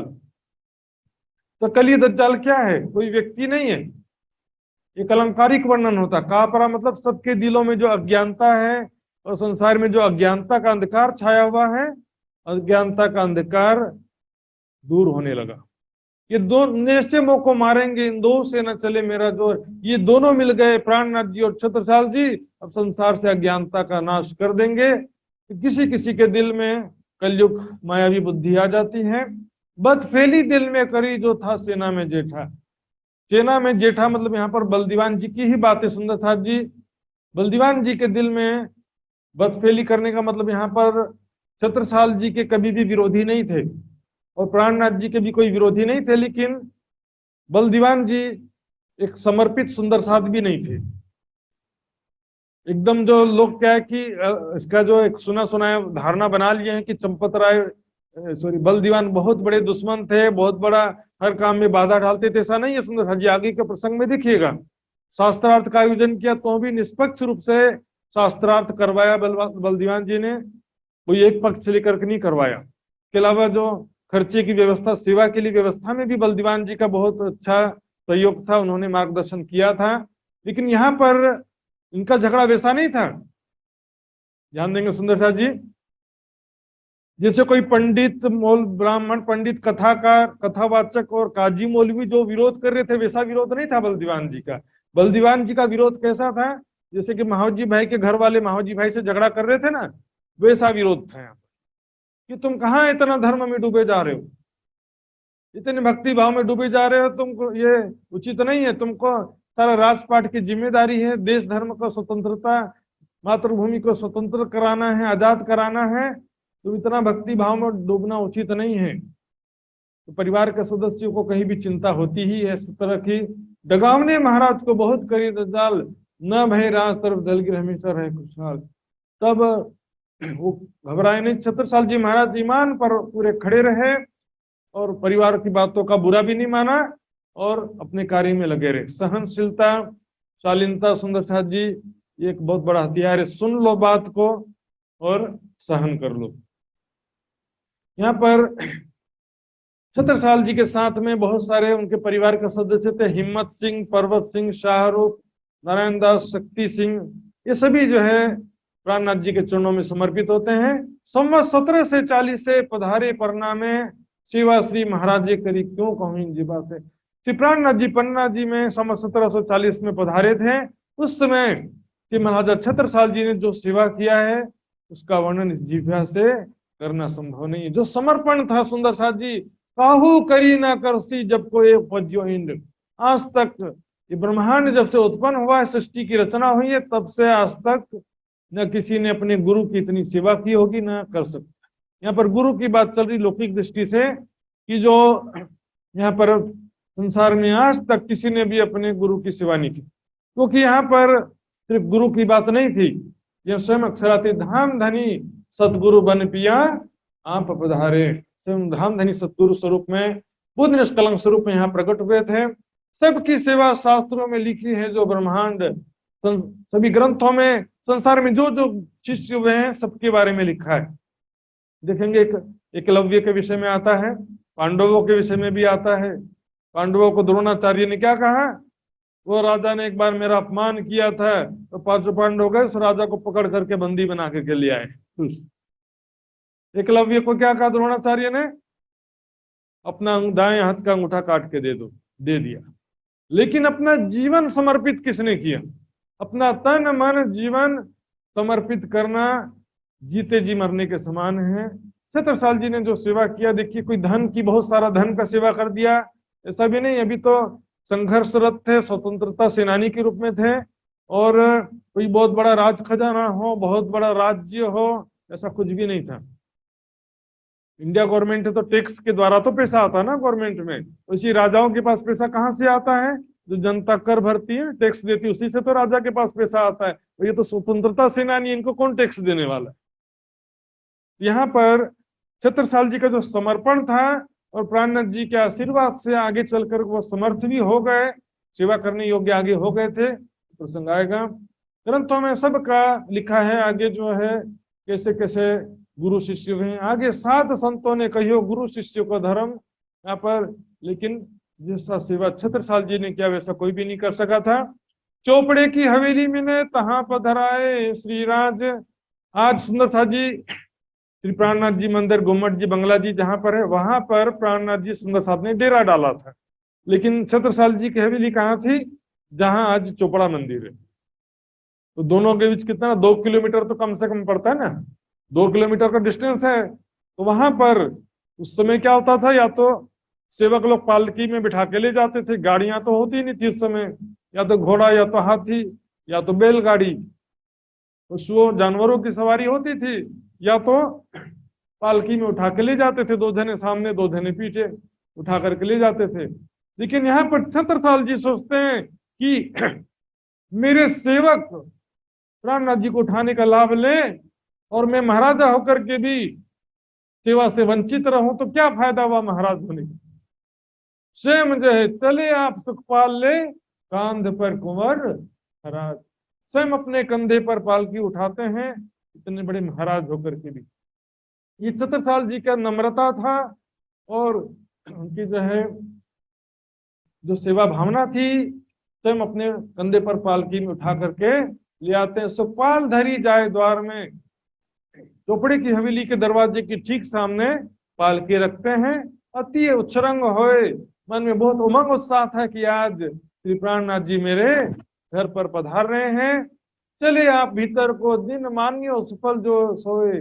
आज का दिन मेरा सफल है, धन्य है आज का दिन जो प्राणनाथ जी मेरे घर पर पधारे हैं, मेरे धाम के धनी। उसमें मंझली रानी भी थी वहां पर महल में, वो सोचती है मैं भी कुछ करूं, कुछ समर्पण के भावना में भी करूं। तो भीतर जाते द्वार में रानी मंझली ने आए, जब अंदर दरवाजे से प्रवेश करते हैं तुरंत मंझली रानी किया पावड़ो साड़ी को अति प्रेम दिल में ले आए, तुरंत साड़ी का पावड़ा कर देती।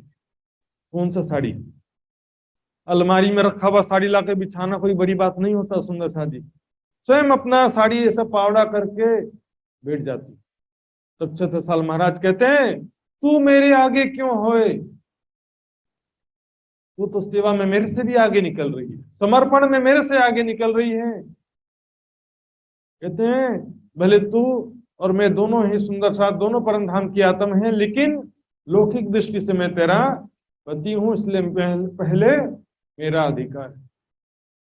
यो कहीं उठाई साड़ी को, साड़ी उठा दी, उधर जा, आदत रहता ना पति लोग का, मैं करूंगा। क्यों पावड़ो पाग को सोए, पाग पूरा बहुत लंबा होता पाग, काफी लंबा पाग था, उसका पावड़ा बिछा देते हैं। जो पहना था उसको उतार के बिछाना और अलमारी से निकाल के बिछाना अलग अलग होता है सुंदर साथ जी, समर्पण में फर्क होता है इसमें। अलमारी से बहुत सारे रेशमी कपड़े निकाल के ला के रख सकते हैं, ये पाग इज्जत होती। अपना पाग चरणों में रखना मतलब अपनी इज्जत को, अपना शीश को चरणों में रखने के समान है। लेकिन प्राणनाथ जी देखते हैं कि बेचारी मंझली रानी, उसकी सेवा भावना पूर्ण न होने से वो दुखी हो गई है। तो प्राणनाथ जी ने ऐसी कृपा दृष्टि किया कि पाग लंबा होने के बावजूद भी थोड़ा छोटा पड़ गया। पलंग बीच में जाएगा रही कछुक पास, सिंहासन और प्राणनाथ जी के बीच में कुछ जगह बच गया। अब छत्रसाल जी क्या कर सकते थे। तुरंत मंझली रानी आती है, तहां बिछाई साड़ी को, उस पर से चलते हुए बैठे सिंहासन। अब यहाँ पर छत्रसाल जी महाराज और मंझली रानी के सेवा समर्पण की भावना को कौन समझेगा। राज परिवार के सदस्य में सब हंगामा मच जाता है, अरे हम क्षत्रिय हैं, बुंदेला हैं, ये क्या कर रहे हो। बुंदेलों की इज्जत मिट्टी में मिला दिया, अपना पाग निकाल करके गुरु के चरणों में बिठा दिया। और मंझली रानी ने तो हद कर दिया, अपनी साड़ी का पावड़ा बिछा दिया। साथ जी चित्र में आपने देखा होगा, साड़ी ऐसे खोल करके इस तरह से यहां तक का हिस्सा बिछाया जाता पावड़ा। ये क्या होता है कि एक बहुत बड़ी समर्पण की पराकाष्ठा है। अलमारी से तो 100 साड़ियां निकाल दोगे, उसका वैल्यू नहीं रहता है, उसका वैल्यू एक सामान्य चद्दर के समान है। तब राज परिवार के सदस्यों में खटपट होने लगती है और सभी कहते हैं कि ये क्या कर दिया महाराजा छत्रसाल ने, ये क्या कर दिया। तब छत्रसाल जी महाराज जी सबको समझाते हैं, आप जरा शांति रखिए, आपने इनको पहचाना नहीं है इसलिए ऐसी बातें कर रहे हो। ये हमारी देह दृष्टि की कुर्बानी नहीं है, आत्मिक दृष्टि की कुर्बानी है। ये जो आए हैं वो कोई गुरु नहीं है, कोई भगवान भी नहीं है, ये पूर्ण ब्रह्म, ब्रह्म से यारे अक्षर ब्रह्म से भी जो परे हैं, अक्षरातीत पूर्ण ब्रह्म परमात्मा स्वयं एक मानव तन में पधारे हैं। आनंद अखंड पारे, जो अखंड आनंद के सागर हैं, प्रेम के सागर हैं। शीर्ष अंकादि आदि के शेष न पावत। आरती से पहले छत्रसाल जी ने ये स्तुति बोला था, इसलिए भी आज हम सभी आरती से पहले ये स्तुति बोलते हैं। ये स्तुति है जिसमें प्राणनाथ जी के स्वरूप की पहचान कराई गई। शिव संकादिक आदि काल से सृष्टि के प्रारंभ से उस पर ब्रह्म अक्षरातीत की इच्छा करते हैं। शेष साई नारायण भी उसका पार नहीं पा सके, उसके विषय में यथार्थ ज्ञान नहीं प्राप्त कर सके। उनके तनों से राज्य जी ने अपनी शक्ति से कुछ बातें अवतरित करवाया भी, तो उस बातों को भी पूरी तरह से समझना संभव नहीं होता किसी के लिए। अगम जान के निगम कहाए, खोज खोज पछियारे। अगम कहना मतलब दुर्गम होता है, एक तो होता है अगम। अगम और दुर्गम में अर्थ समझो। दुर्गम मतलब जाना कठिन है लेकिन जा सकते हैं, थोड़ा मुश्किल है। दुर्गम पहाड़ी क्षेत्र, वहां पर जाना मुश्किल है। अगम मतलब जाना संभव ही नहीं है। सत्य के आगे अ लगा दिए तो क्या हो गया, असत्य। ऐसे गम और अगम बिल्कुल अपोजिट हो गया, जहां जाना संभव ही नहीं रहा दुनिया वालों के लिए। और उनके वेदों का जो भाष्य ग्रंथ है जिसको निगम कहते हैं, उपनिषद आदि ग्रंथों को क्या कहते हैं, निगम कहते हैं। इसी के आधार पर निगमार्थ दीपिका ग्रंथ जो बना है, अर्थात उपनिषदों के आधार पर परमात्मा की पहचान कराई गई है, तो निगम कहते हैं। वेदों के जो भाष्य ग्रंथ हैं, उनके जो ऋषि मुनियों ने वेदों का अध्ययन करके जो ग्रंथों की रचना की है, उसको उपनिषदों को खास तौर पे निगम ग्रंथ कहते हैं। तो उपनिषद ने भी कह दिया कि परमात्मा अगम है, उसके बारे में हम न इति यहाँ नहीं है, यहाँ नहीं, उसके विषय में यथार्थ रूप से हम जानते नहीं। खोज खोज पछिहारे, खोज खोज के हार गए। बड़े बड़े जब ऋषि मुनि योगी हजारों साल तक साधना तपस्या भक्ति करके जब हार गए, तो फिर बोले तुमने क्या किया था, तुमको मिल गए। कुछ नहीं किया, जान के मूल धनी अंगना अपनी सो घर आए। हमारे परम धाम के मूल संबंध निस्बत के कारण मात्र वो यहाँ पर पधारे। मैं छत्रसाल की आत्म जो मैंने उसके लिए कुछ भी ऐसा साधना नहीं किया, जंगल में जाके तपस्या नहीं किया, और हजारों हजारों साल से जो योगी हिमालय पर्वत पर साधना कर रहे हैं, उनको दर्शन नहीं हुआ, हमको हो गया। सिर्फ निस्बत संबंध के कारण से परम धाम का हमारा जो आत्मा का संबंध है, अकेले नहीं पधारे श्री ठकुरानी जी, सत्यन सुधा लीने संग पधारे श्री आनंद स्वरूप श्यामा जी स्वरूप ठकुरानी जी, और सभी सुंदर सात ब्रह्म प्रियाओं के साथ में यहाँ पर पधारे हैं। त्रिगुण फांस के फंद पड़े थे सो फंदा निर्वारे, त्रिगुणात्मक कर्म बंधों में फंसे हुए थे सभी। कर्म क्या होते? 3 प्रकार के कर्म होते, सतोगुण युक्त कर्म, रजोगुण युक्त कर्म और तमोगुण युक्त। तामसिक कर्म, राजसिक कर्म, सात्विक कर्म। यहाँ पर पाप करो चाहे पुण्य करो, दोनों ही बंधन है। कर्म बंधन क्या है? सिर्फ पाप बंधन नहीं है, पुण्य भी कर्म बंधन कहा गया। पाप लोहे की जंजीर है तो पुण्य सोने की जंजीर है, बंधन दोनों ही कहा गया है। मोक्ष के लिए दोनों कर्म बंधन से मुक्त होना पड़ता है, पाप और पुण्य दोनों को छोड़ना पड़ता है। और दोनों का तरीका क्या है? पाप करके पुण्य करने से पाप नष्ट नहीं होता है, बल्कि पाप और पुण्य दोनों ही बंधन बन जाते हैं। पुण्य किया है तो सुख भोगने के लिए दोबारा आना पड़ेगा, पाप किया है तो उसका कर्म फल भुगतने के लिए दोबारा आना पड़ेगा, दोनों स्थिति में आना पड़ेगा। लेकिन क्या कहा? ब्रह्म ज्ञान से सब कर्म नष्ट हो जाते, पाप पुण्य दोनों नष्ट होते, सब कर्म काटे हकीलम। सो ब्रह्म ज्ञान के द्वारा, गीता में भी कहा गया है, ज्ञान अग्नि सर्व कर्माणि भस्म सात कुरुते अर्जुन। लेकिन वो ब्रह्म ज्ञान अब यहाँ पर लेकर के आए प्राणनाथ, सब कर्म काटे हकीलम से। इस ब्रह्मवाणी के द्वारा सब कर्म बंधन नष्ट हो जाते हैं। और लोग जो डर डर के देवी देवताओं की पूजा करते हैं, आज देखते हैं ना, बोलते हैं भक्ति बढ़ते जा रहा है। गली गली में बिठा देते हैं, कहीं गणेश बिठा रहे हैं, कहीं देवी बिठा रहे हैं। जो चीज कभी मनाते नहीं थे वो सब सभी त्योहार सब मनाने लग गए। भक्ति बढ़ रहा है क्या? भक्ति कुछ नहीं बढ़ रहा, दिखावा बढ़ रहा है, डर बढ़ रहा है। लोग डर के कारण, दुख बढ़ता जा रहा है ना संसार में, तो लोगों के दिल में डर भी बढ़ता जा रहा है। लालच और डर के कारण सब लगे रहते हैं। प्राणनाथ जी की शरण में आ गए, डर खत्म। ज्ञान प्राप्त होने के बाद डर खत्म हो जाता है।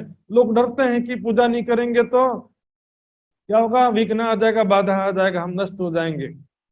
गणेश जी का पूजा नहीं करेंगे तो क्या होगा? गणेश जी का 2 नाम है, विघ्न हरता भी उनका नाम है और विघ्न कर्ता भी नाम है। विघ्न कर्ता भी है और विघ्न हरता, दोनों है वो। तू ही बनाए तू ही बिगाड़े, तो फिर काहे के लिए उसकी पूजा कर रहे हो? फिर क्या सिर्फ लक्ष्मी जी का पूजा करने वाले सारे धनवान हो जाते हैं, ऐसा है? तो मुसलमान, ईसाई, जैन, बौद्धिस्ट कोई तो पूजा करता नहीं लक्ष्मी जी का, उनको तो भिखारी बन जाना चाहिए सारा। और जो पूजा करते हैं हिंदू, वो सारे धनवान हो जाना चाहिए था, सबको अरबपति हो जाना था सारों को। सुंदर साथ जी, हमारे सुंदर साथ भी कई बार घबरा जाते हैं, पहले लक्ष्मी जी का पूजा नहीं किया इसलिए पैसा नहीं मिला, इस साल पूजा कर लो, कौन देख रहा है। कई लोग बोलेंगे लक्ष्मी जी का पूजा करेंगे तो धन की प्राप्ति होगी, उससे सुंदर साथ की सेवा करेंगे। बेचारे राज्य महाराज जी के पास पैसा ही नहीं है, लक्ष्मी जी से लाएंगे और राज्य की सेवा करेंगे। ऐसे ऐसे लोग संसार में। सब साधे सब जाए, इस सिद्धांत को याद रखो। सबकी पूजा करने से सब खुश नहीं होते हैं। सबकी पूजा कर लो, सबको खुश कर दो। सबकी पूजा करने से सब खुश नहीं होते हैं। एक साधे सब सधे, सब साधे सब जाए, कोई भी काम ना आए, कोई हेल्प नहीं करेगा, राज्य भी हाथ से निकल जाएंगे और वो भी निकल जाएंगे। इस प्रकार अपना आपा सब दियो और दियो सब साझ, अपना सर्वस्व समर्पित कर दिए, मेरा मुझ में कुछ ना रहा। ये शरीर भी मेरा नहीं है, मेरी जिंदगी भी मेरी नहीं है, मेरा धन संपत्ति भी मेरा नहीं है, अपना सर्वस्व धामधनी के चरणों में समर्पित कर दिया। सुंदर साथ जी आज के दिन नारियल फोड़ते ना, जब बाबा जी राम राम बोले वैसे ही फट से नारियल फोड़ देते। नारियल एक अलंकारिक है। यहाँ पर बेसिकली मुख्य चीज क्या है? नारियल जो है हमारे सिर का प्रतीक है, सिर फल बोलते हैं। तो ये क्या है? नारियल हमारे सिर का प्रतीक, अपना अहंकार, अपना मैं खुद, अपना सर्वस्व समर्पित करने का एक संकेत करते हैं। छत्रसाल जी ने जिस प्रकार अपना तन मन जीवन समर्पित किया, उसी प्रकार हम भी अपना तन मन जीवन धाम धनी के चरणों में समर्पित कर रहे हैं। इस भाव के साथ नारियल फोड़ा जाता है। अपना जीवन तो कोई समर्पित करता नहीं, बस नारियल फोड़ के खुश हो जाता। जितना जो करेंगे वो मिलेगा सुंदर साथ जी, बिना किए कुछ नहीं मिलता संसार में। बक्का चाहे सो फना हो, बिना फना बक्का ना पावे कोई। ये परम धाम नहीं है। परम धाम में सब कुछ बिना कुछ किए आसानी से सब सुख मिलता है। यहाँ पर ऐसा नहीं है। यहाँ पर काल माया और योग माया में जो जैसा करेगा वैसा उसको मिलेगा। जितना राज्य को याद करेंगे, जितना सेवा समर्पण होगा, जितना वाणी मंथन चित्तवनी जो भी चीज करेंगे, किए हुए अच्छे कर्म ही हमारे साथ में मृत्यु के पश्चात भी काम आते हैं, और जीते जी भी बीमारी दुर्घटना मृत्यु के समय हमारे किए हुए अच्छे कर्म काम आएंगे। धाम धनी के चरणों की पहचान करो, हम कौन है, कहाँ से आए हैं, अपने भी निज स्वरूप की पहचान करो। और दियो सब साज, कहते हैं आपको हम इस बैरागी भेष में नहीं देखना चाहता मैं। जिस प्रकार परम धाम में आप दिव्य श्रृंगार से युक्त हो, यहाँ पर भी मैं आपको सुंदर सुंदर वस्त्र आभूषण से सुसज्जित करना चाहता हूँ। अपना सारा राजसी वस्त्र और आभूषण श्री प्राणनाथ जी को पहनाया। उन्होंने प्रेम से श्रद्धा भाव के आगे श्री प्राणनाथ जी भी विवश हो गए। और उसके पहले क्या कहते हैं, आरती निछावर करके कही धन धन दिन है आज। आरती करने से पहले एक निछावर करने की परंपरा होती है। लोग 10 रुपए 20 50 100 500 रुपए रखते हैं। उन्होंने कहा नहीं, मेरा क्या निछावर है, यही टीका यही पावड़ो यही निछावर आए। यही टीका है, टीका लगाने के पहले का निछावर, पावड़ा बिछाने का निछावर और आरती का निछावर। इस श्री प्राणनाथ के चरण पर छत्ता बली बली जाए। श्री प्राणनाथ जी के चरणों में मैं 76 साल पूर्ण रूप से समर्पित हो जाता हूँ, तन मन धन जीवन से समर्पित हो जाता हूँ। मेरा मुझ में कुछ ना रहा। अब इसके बाद क्या करते देखिए, श्री बाई जी को जोड़े राज के बिठाई कर्स में, कहते हैं ना अभी भी जम नहीं रहा, आपकी शोभा अभी भी मुझे अच्छी नहीं लग रही है, आपके साथ में बाईजू राज जी को बिठाओ। जिस प्रकार परम धाम में आप सिंहासन पर युगल स्वरूप विराजमान है, यहाँ पर मैं भी आपको युगल स्वरूप में देखना चाहता हूँ। सुंदर साथ जी वैसे तो सबको मालूम है बाईजू राज जी के अंदर अमलावती की आत्म थी, श्यामा जी की आत्म नहीं थी। फिर भी यहाँ पर छत्रसाल जी की भावना मुख्य है, क्योंकि प्रेम में भावना प्रधान हो जाता है। और परम धाम की दृष्टि से भी हम देखें, फिर भी क्योंकि सभी सखियां श्यामा जी के ही अंगरूपा हैं, तो परम धाम के वहदत की दृष्टि से अमलावती की आत्म को यहाँ पर श्यामा जी के रूप में बैठने का अवसर मिला। इसमें सिद्धांतिक रूप से भी कोई आपत्ति नहीं होता है। सुंदर साथ जी, तो यहाँ पर सबसे पहले छत्रसाल महाराज जी ने युगल स्वरूप को बैठाना प्रारंभ किया। सुंदर, इससे पहले कहीं नहीं सुना होगा आपने कि बाईजू राज जी को साथ में बिठाया गया। मूल तक की बात है सुंदर साथ जी। यहाँ पर कहनी में नाम ही लागो जुगल सोने, युगल स्वरूप को देख करके छत्रसाल जी भाव विभोर हो जाते हैं, प्रेम में डूब जाते हैं। मंजली रानी ने भी उसी प्रकार बाईजू राज जी को अपने राजसी वस्त्र आभूषण से सुसज्जित किया। इस प्रकार दोनों को सिंहासन पर बिठाते हैं। सात समस्त के बीच में युगल धनी बैठा है, समस्त सुंदर सात के बीच में युगल स्वरूप धाम धनी को सिंहासन पर विराजमान किया और कहते तुम साक्षात अक्षरातीत हो, हम चिन्हा तुम्हें बनाए। मैंने पहचान लिया है कि आप साक्षात अक्षरातीत धाम धनी है। श्री ठकुरानी जी संग ले पधारे मेरे घर, धनी बिना तुम्हें और देखे सो मिसल नहीं मात्र। वो परम धाम की आत्म नहीं है, ब्रह्म सृष्टि की उसमें कोई लक्षण नहीं है। दुनिया वाले पता नहीं कहाँ लगे हुए। बोले प्राणनाथ जी कौन थे? बोले देवचंद जी के शिष्य थे। देवचंद जी कौन थे? कृष्ण के भगत थे। कृष्ण कौन थे? तो ये प्राणनाथ जी के अंदर देवचंद जी थे, देवचंद जी के अंदर कृष्ण थे, तो कृष्ण के अंदर कौन था फिर? और पीछे जाओ थोड़ा सा। प्राणनाथ अक्षरातीत लीला को देख करके भ्रमित हो जाते हैं। ये ज्ञान की लीला, जागनी लीला को देखकर सब भ्रमित हो जाते हैं। प्राणनाथ जी ज्ञान चर्चा कर रहे तो सब क्या बोलेंगे? ज्ञान चर्चा कौन करता है? परमात्मा थोड़ी करता ज्ञान चर्चा, बोलेंगे। ज्ञान चर्चा तो गुरु ही करता है ना। संत महात्मा आचार्य ही तो ज्ञान चर्चा करता है, लौकिक दृष्टि से देखते हैं। सदगुरु बन पिया आप पधारे, तार तन के किए उजियारे। सदगुरु बन करके स्वयं जो है धाम धनी यहाँ पर पधारे हैं सुंदर साथ जी। स्वयं अक्षराती धाम के धनी यहाँ पर सदगुरु बन करके पधारे हैं, लेकिन देखने वाली दृष्टि। ब्रह्म लीला ढांपी हती अवतारों दरमियान, सो फिर आए कि अपनी प्रकट करी पहचान। में ही ब्रज में कृष्ण के तन में आया था, मैं ही अरब में आया था मोहम्मद के रूप में, वही अपनी पहचान करा रहे। सो लौकिक नाम दो मेट कर सी नयो ठाठ। वो कृष्ण और देवचंद्र दोनों यहाँ पर प्रचलित था इससे पहले। नाम कृष्ण जी और दूसरा श्री देवचंद जी सत्य छे। वर नहीं था उस समय, श्री देवचंद जी सत्य छे।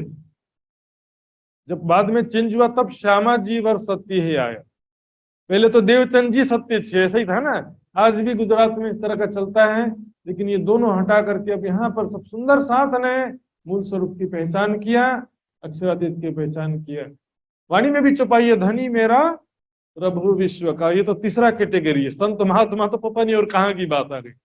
प्रभु कहते हैं तो भी जो है परम धाम की आत्म नहीं है, फिर ईश्वरी सृष्टि या जीव सृष्टि में आ जाएंगे। सत्ता रूप में देखना और प्रेम स्वरूप में देखना अंतर है। प्रेम स्वरूप में कैसे देखेंगे? स्वयं को किशोर सखी स्वरूप पर आत्म स्वरूप में देखते हुए राज्य को देखना। एक रानी राजा को देख रही है, उसकी दृष्टि में क्या है, और एक प्रजा राजा को देख रही है, उसकी दृष्टि में क्या है। प्रजा बोले कि राजा बहुत अच्छा है, उसने हमारे कल्याण के लिए बहुत सारी योजनाएं किया है, हमको अनाज फ्री में देता है। प्रजा यही दृष्टि है उसकी। और रानी की दृष्टि क्या है? राजा ने आज मुझसे कैसे प्रेम से बातें किया था, राजा मुझसे कितना प्यार करता, उसकी दृष्टि ये। परम धाम के प्रेममयी लीलाओं का ध्यान मात्र ब्रह्म सृष्टि कर सकती है, जीव सृष्टि नहीं कर सकती। दर्शन जो है वो कर सकती है। लास्ट में समस्त जीवों को भी राज्य का दर्शन होगा। अब तो कछुना हमारो दे चुके हम शीश, अब तो हमारे हाथ में कुछ भी नहीं रहा, हमने अपना सर्वस्व, चित्रसाल जी कहते हैं, मैं अपना शीश अपना सर्वस्व आपके चरणों में समर्पित कर दिया हूँ, आप आ रही हो ना आप। बस यहाँ पर आरती उतारते हैं युगल स्वरूप की चित्रसाल जी, और उसके बाद कहते हैं कि मेरा कुछ भी मेरा नहीं रहा, आप आ रही हो ना आप, बस मैं भी मेरे वश में नहीं रहा। जब मैंने अपने आप को आपके चरणों में समर्पित कर दिया, तब करो जानो सो बख्शिश, आदेश दीजिए मैं क्या करूं, आप जैसा कहोगे मेरा जीवन आगे वैसे ही व्यतीत होगा। तब बोले श्री राज जी, श्री प्राणनाथ जी कहते हैं, अब तक छत्रसाल जी कह रहे थे, अब प्राणनाथ जी आरती के पश्चात कहते देखे राणा पासा सब, अनेकों राणा राजा बादशाह सब देखा, पर जो कछु करनी अंकुर की सोई तो देखी हम सब। जो ब्रह्म सृष्टि के योग्य रहनी करनी होती है वो मैंने यहाँ पर अब देखा। इससे पहले कहीं पर भी सुंदर सा ब्रह्म आत्मा के योग्य जो रहनी है लक्षण है वो कभी मुझे कहीं देखने को नहीं मिला था। आगे साध संतों ने कहियो गुरु शिष्य को धर्म, आगे बहुत सारे ग्रंथों में लिखा है कि शिष्य का गुरु के प्रति क्या कर्तव्य है, क्या धर्म है। सो तो यहाँ भयो, यहाँ पर अब वास्तव में वो बातें पूरी होती हैं। पहले दाता हम भय गुरु को दीनो शीश, पीछे दाता गुरु भय सब कुछ क्यों। सदगुरु स्वरूप अक्षराती धाम धनी के चरणों में पहले मैंने अपने आप को समर्पित कर दिया, बाद में उन्होंने सब कुछ मुझे बख्शिश कर। सुंदर सा जी ये सौदा नहीं है कि पहले मिलेगा तो बाद में समर्पित करेंगे। पहले अपने आप को फना करना पड़ता है, बाद में मिलता है सारा कुछ खजाना। क्योंकि ये कोई सौदेबाजी नहीं है, यहाँ पर अपने निष्काम भक्ति को सिद्ध करना पड़ता है, अपनी सेवा समर्पण भावना को सिद्ध करना पड़ता है। बका चाहे सो फना होए, बिना फना बक्का ना पावे कोई। बिना समर्पण के राज्य का प्यार, राज्य का सुख नहीं मिल सकता है। यहाँ पर तो लोग बोले कि दुनिया का सुख भी लेते रहे और राज्य का भी सुख मिलता रहे, दोनों सुख एक साथ नहीं मिल सकता। इंद्रियों का सुख, शारीरिक सुख लेना है और राज्य का सुख नहीं मिलेगा। दीन लोग या दुनिया दो पाइए न एक ठोर, बीतेगा 39 दगेगा 40। अब यहाँ पर साखी देते हैं गुरु ग्रंथ साहिब में से, उसमें लिखा है कि 39 मतलब 1729 विक्रम संवत 1739 बीतेगा और संवत 1740 जब लगेगा तब कोई होशी मर्द का चिन्ह। यहाँ पर प्राणनाथ जी और छत्रसाल जी के प्रति संकेत है। अब उन लोग अनुमानित रूप से कुछ दूसरा अर्थ लेते हैं, लेकिन यहाँ पर प्राणनाथ जी और छत्रसाल जी के प्रति संकेत है। नानक गुरु दिखावे साईं, सच सच दी बेला। कह रहे हैं वो सद्गुरु स्वरूप परब्रह्म ही सत्य की पहचान कराएंगे, परमात्मा का ज्ञान देकर दर्शन करवाएंगे। सच सच दी बेला, वो संसार में सत्य ज्ञान का साम्राज्य हो जाएगा, सभी को जागृत बुद्धि मिलेगी और सभी को एक परमात्मा की पहचान हो जाएगी। विजया विनंद बुद्ध जी ब्रह्म सृष्टि सिरताज, विजया विनंद बुद्ध निष्कलंक स्वरूप, जो कि ब्रह्म आत्माओं के सिरताज हैं, शिरोमणि हैं, उनके मुखिया हैं। हाथ हुक्म छत्रसाल के दियो सो अपनो राज, छत्रसाल जी के हाथ में निजानंद संप्रदाय का सारा बागडोर सौंप दिया, संरक्षण का और सारी व्यवस्था की जिम्मेदारी सौंप दिया। क्योंकि यहाँ पर सबसे बड़ी अभी समस्या क्या थी, मैंने बताया भी था, जहां भी जाते थे औरंगजेब हमला करता ही रहता था, और कोई भी राजा जो है यहाँ पर समर्पित नहीं हो रहा था। रामनगर राजा ने क्या कहा, यहाँ से चले जाओ, औरंगाबाद से भी जाना पड़ा, और यहाँ पर रामनगर के राजा ने कहा यहाँ से आप लोग चले जाओ। यहाँ पर निजानंद संप्रदाय का संरक्षक, धर्म रक्षक होने के कारण उनको क्या कहा जा गया, सत्ता धर्म रक्षक सिद्ध होते हैं यहाँ पर, और इस प्रकार उनको सत्ता की शोभा मिलती है। यहाँ पर अभी तक के सुंदर साथ जी ध्यान देंगे, अभी तक छत्रसाल जी महाराज एक स्वतंत्रता सेनानी के रूप में थे। राजा कहाँ का बनेंगे, बुंदेलखंड राज्य की राजधानी ओरछा, ओरछा में जो राजा वो मुगलों का चापलूस है। ये तो एक प्रकार से लोग उनके दृष्टि में तो विद्रोही थे, और वास्तव में थे स्वतंत्रता सेनानी। स्वतंत्रता धर्म की रक्षा के लिए संघर्ष कर रहे थे, देश धर्म के मातृभूमि की रक्षा के लिए। लेकिन अब छत्रसाल जी को सबसे पहले श्री प्राणनाथ जी ने यहाँ पर राज तिलक किया। इस प्रकार दिखते हैं चुपाई के हिसाब से, साकी कह के थाल ले तिलक करियो श्रीराज, तिलक की थाल लेकर के श्री प्राणनाथ जी ने छत्रसाल जी के माथे पर तिलक लगाते, भाल माही छत्रसाल के तिलक लगाया। कौन सा तिलक, साधारण तिलक नहीं, राज तिलक बोलते हैं इसको। राज तिलक करके कहते हैं, कहीं बैठो आप महाराज, कहते हैं महाराज विराजमान होइए सिंहासन पर। स्वयं प्राणनाथ जी ने इसका प्रमाण ऐतिहासिक ग्रंथों में भी, स्वयं प्राणनाथ जी ने उनका राज तिलक किया था। तो इससे पहले राजा बने ही नहीं थे ना, अभी कहाँ के राजा बनेंगे। अभी तक स्वतंत्रता संग्राम में संघर्ष थे। बजी बधाई नृपत की, नृपत मतलब राज तिलक की बधाई होती, सब लोग बैंड बाजा बजाने लगते हैं और सभी बधाई देते हैं। कहीं सब जन महाराज जो, सभी लोग कहते हैं महाराजा छत्रसाल की, महाराजा छत्रसाल की, सब महाराजा छत्रसाल का जयकारा लगाते हैं यहाँ पर। और करी आरती प्राण, यहाँ पर प्राणनाथ जी उनके राज तिलक की आरती उतारते। राज तिलक की आरती कैसे करते हैं, आरती ले करके दो चार बार से घुमाते हैं। एक सिंपल प्रोसीजर है ये, कोई ऐसा समझे कि कोई प्राणनाथ जी कैसे आरती उतारे, ये सोचने की बात नहीं, समझने की बात। ये राज तिलक की आरती स्वयं प्राणनाथ जी ने अपने हाथों से आरती उतारा। आज जैसे कि रक्षाबंधन है, कई सुंदर साथ सोचते हैं कि भाई क्या आरती क्यों उतारे, हम राज्य के सिवा किसी का आरती नहीं उतारते। ये उनका तो था जी, ये कोई आध्यात्मिक विषय नहीं है, पारिवारिक सामाजिक विषय है, और इसमें कोई परमात्मा मान करके आरती उतारने की बात नहीं है। राज तिलक की आरती हो चाहे भाई की आरती हो, इसमें धार्मिक रूप से कोई नुकसान नहीं है, एक धार्मिक विषय भी नहीं है, ये एक सामाजिक विषय है। ये कोई वैसा आरती नहीं है कि जैसे पत्नी अपनी पति की आरती उतारती है। आरती का मतलब क्या होता है कि उसके अंदर से जो बुरी शक्तियां सब निकल जाएं। आरती में एक विशेषता होता है दीपक में, जब शुद्ध घी का दीपक जलाते हैं, एक तो उसके प्रकाश में और उसमें जो वेपर बनता है, शुद्ध घी का जो वाष्प बनता है, उससे क्या होता है आसपास से सब बुरी शक्तियां चली जाती हैं। जब युद्ध में जाते हैं ना राजा महाराजा, तो उनकी आरती उतार के युद्ध में फिर जाते हैं। घर आज भी जो सैनिक घर से सेना में जा रहे होते हैं, उनको क्या करते हैं, घर में आरती उतारते हैं। ये क्या, बुरी शक्तियां बुरी बलाएं दूर करने का एक परंपरा होता है। आरती को कोई ऐसा नहीं समझना चाहिए कि भाई क्या ये उतार दिया या प्राणनाथ जी ने यहाँ पर छत्रसाल जी का उतारा, वैसा आरती नहीं, बस ऊपर से ऐसा चेहरे का बस थोड़ा सा आरती करते हैं, एक प्रकार का ये परंपरा है। और इसमें अपने पतिव्रता साधन में इसका कोई प्रॉब्लम नहीं है, कोई आपत्तिजनक बात नहीं है। सुंदर साथ जी सभी जन महाराज छत्रसाल जी को यहाँ पर महाराज शब्द करके संबोधित करते हैं। बज्जी बधाई नृपत की, नृपत ने राजा बनने की, राजा बनने की बधाई होती है। शकुंडल शोभा भई प्रकट भई पहचान। यहाँ पर शकुंडल की शोभा जाहिर होती है कि इनके अंदर परम धाम के शकुंडल की आत्म है, उनके सेवा समर्पण की भावना सारी दुनिया में जाहिर होती है। 76 साल छत्ता हुआ छिपे सब सुल्तान। तो प्राणनाथ जी का पहले तो सिर्फ आशीर्वाद था, तब भी कोई उनको हरा नहीं पाया। अब तो साक्षात प्राणनाथ जी उनको प्राप्त हो चुके, उनके शरण में छत्रसाल जी आ चुके हैं। छिपे सब सुल्तान, जितने राजा धर्म हिंदू राजा भी थे जो कि देश और धर्म द्रोही थे, देश के विपरीत और धर्म के विपरीत मुगलों का साथ दे रहे थे। इसके अलावा जो भी सुल्तान और सिपह सलार थे, सभी को हार मान करके छिपना पड़ा। और सुंदर साथ जी, बड़ी आश्चर्यजनक बात है इतिहास में, 1728 से 1739 तक कम से कम 50 मुगल सिपह सलारों ने छत्रसाल से युद्ध किया।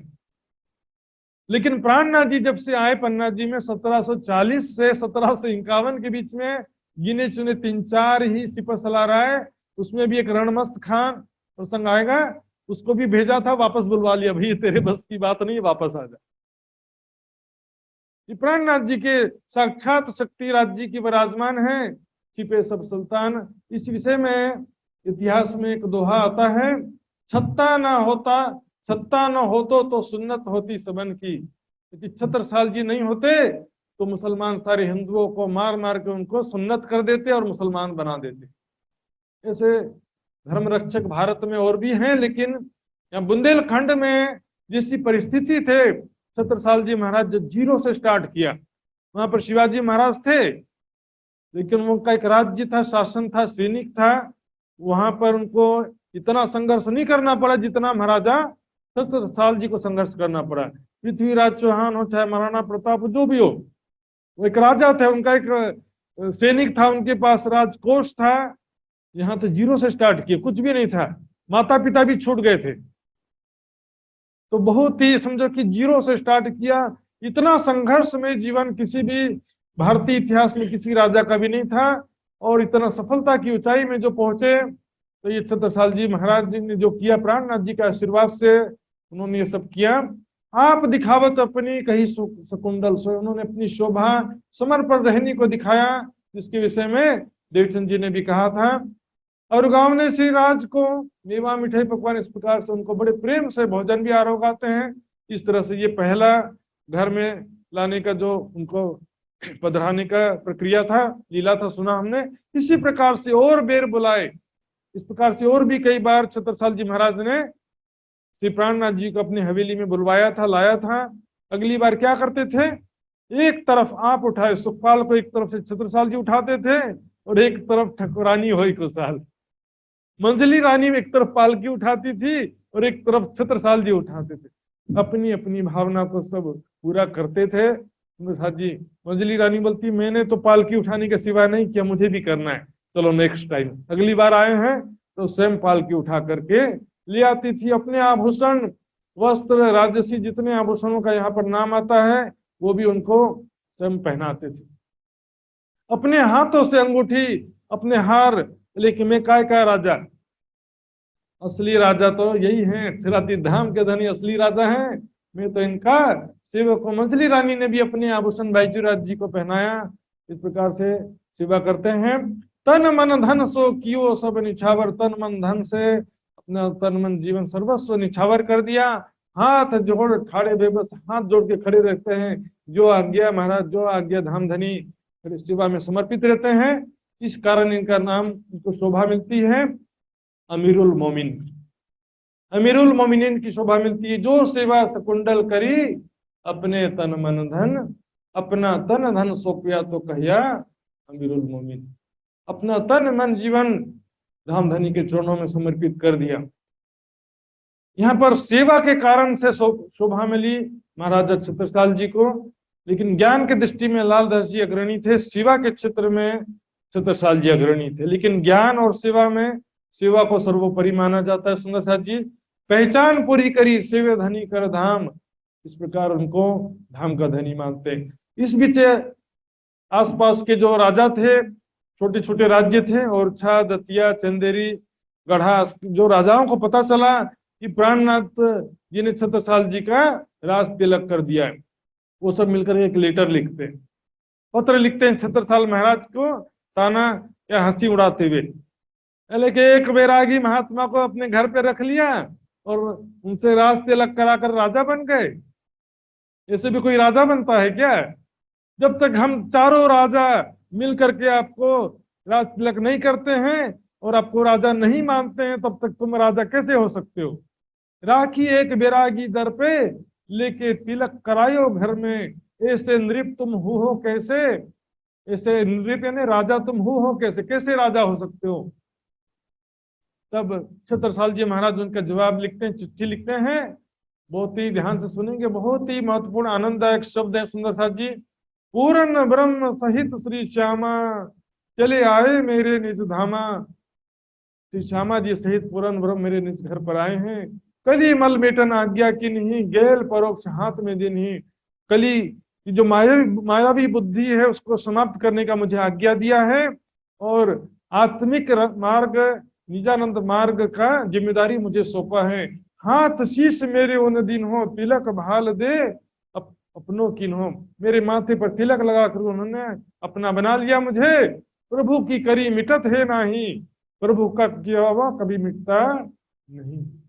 नर करतूत उड़े छिनमा है, मनुष्य का किया हुआ नष्ट हो जाता है, परमात्मा का किया हुआ कभी भी नष्ट नहीं होता है।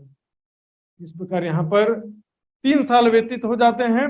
देखा देखी महाराज के लिए आया जो ईमान, वहां पर अब देखा देखी महाराज 76 साल के पीछे पीछे कई लोग तारतम्य के सुंदर साथ बन गए थे, लेकिन ज्ञान पूरी तरह से समझा नहीं था। बस बसा छाती पर करता था शैतान। उनके दिलों में मायावी बुद्धि थी। इस कारण से श्री प्राणनाथ जी ने काफी समय तक कुरान की बात छत्रसाल जी महाराज को नहीं बताई, क्योंकि अभी यहाँ पर सारे परिवार के लोग क्षत्रिय, खासतौर पर क्या होता है ब्राह्मण क्षत्रियों में क्या होता है, हिंदूवादी ज्यादा मान्यता रहता है, मतलब कि मैं हिंदू हूं, गर्व से कहो हम हिंदू हैं। तो इस कारण से उनको, क्योंकि वो अभी परिपक्व नहीं है, परिवार के लोग क्या करेंगे, विरोध करेंगे इनको।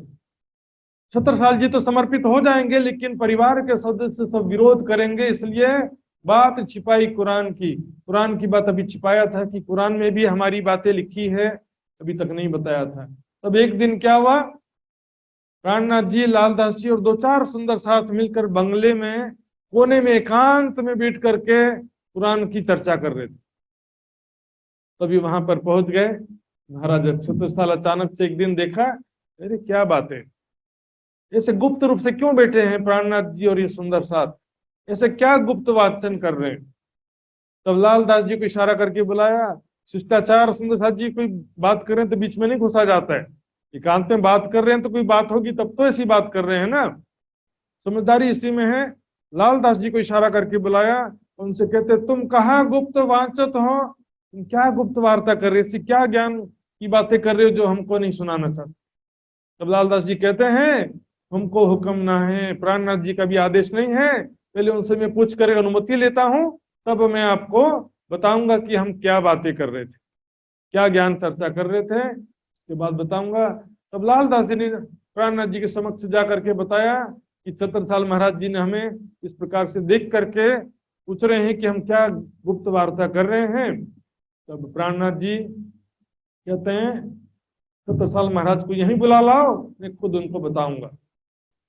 छत्रसाल जी महाराज को अपने पास बुला लेते हैं और कहते हैं ये तो बात कुरान की, हम कुरान की ज्ञान चर्चा कर रहे थे, जो बात आज तक हमने आपसे छिपाया कि कुरान में भी हमारी ही बात लिखी है, इनमें बात अपनी है सब, इसमें सारी हमारी बातें।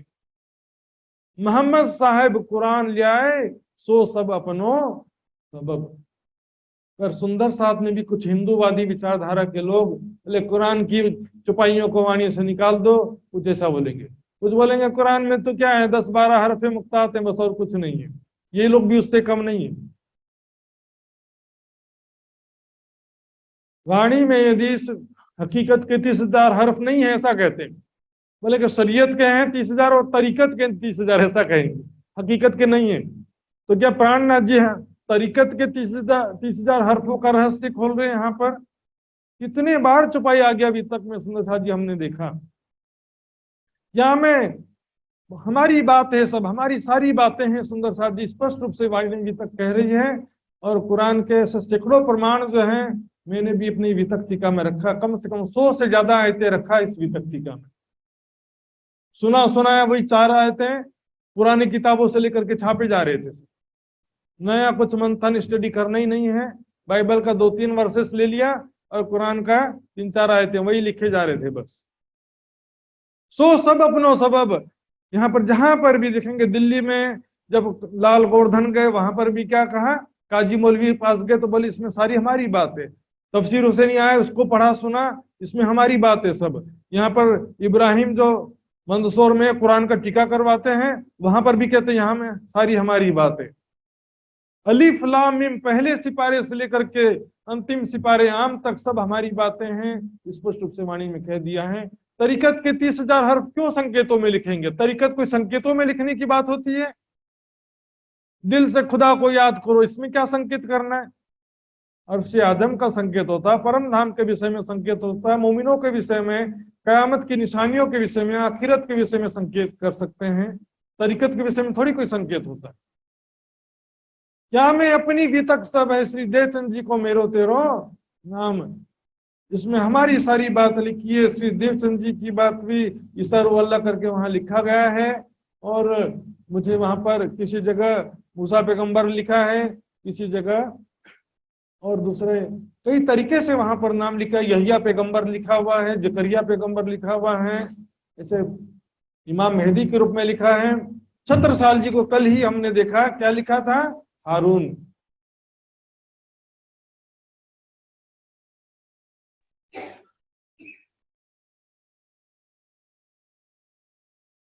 बोलो श्री प्राणनाथ प्यारे की दे।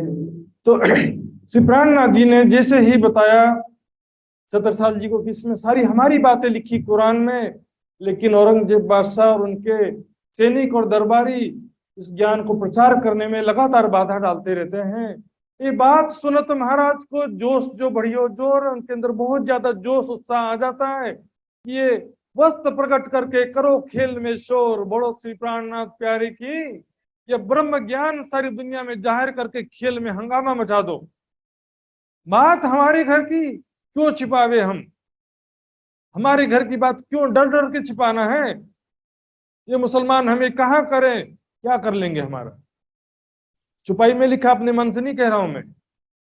ये मुसलमान हमें क्या करें, लियावे तले तुम्हारे हुक्म, इसको आपके चरणों में ले आऊंगा। ज्ञान की बात नहीं, शक्ति से, सत्ता और सैनिकों के बल पर वो ज्ञान के प्रचार को रोकने का प्रयास कर रहे थे। तो साल जी कहते हैं हमारे घर की बात हम क्यों छिपाएं, किससे डर करके छिपाएं? मुसलमान हमें क्या करेंगे, क्या कर लेंगे मुगल?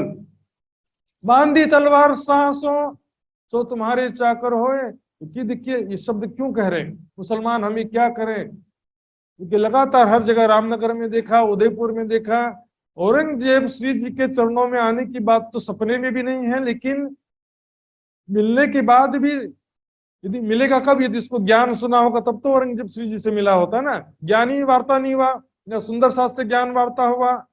एक बार कोतवाल के हवाले जब कर दिया सुंदर साथ को, 12 मोमिन को, उसके बाद कब मिले? 12 मोमिनों से छत्रसाल जी मिले ही नहीं उसके बाद से कभी। सिर्फ जाते समय 4 महीना बाद जब जाने वाले थे उस समय केवल खड़ा किया था, बात भी नहीं किया। उस समय शेख इस्लाम ने कहा ये अपने घर जाना चाहते, बस। जब ज्ञान वार्ता नहीं हुआ तो इमाम मेहदी की कहां से पहचान हो गई? पहचान ही नहीं हुई तो उनसे मिलने की इच्छा कहां से हुई? उनका श्री राज के ठोर को किया ना खबरदार। जब सुंदर साथ ने प्राणनाथ जी का ठिकाना ही नहीं बताया तो किसने बताया फिर?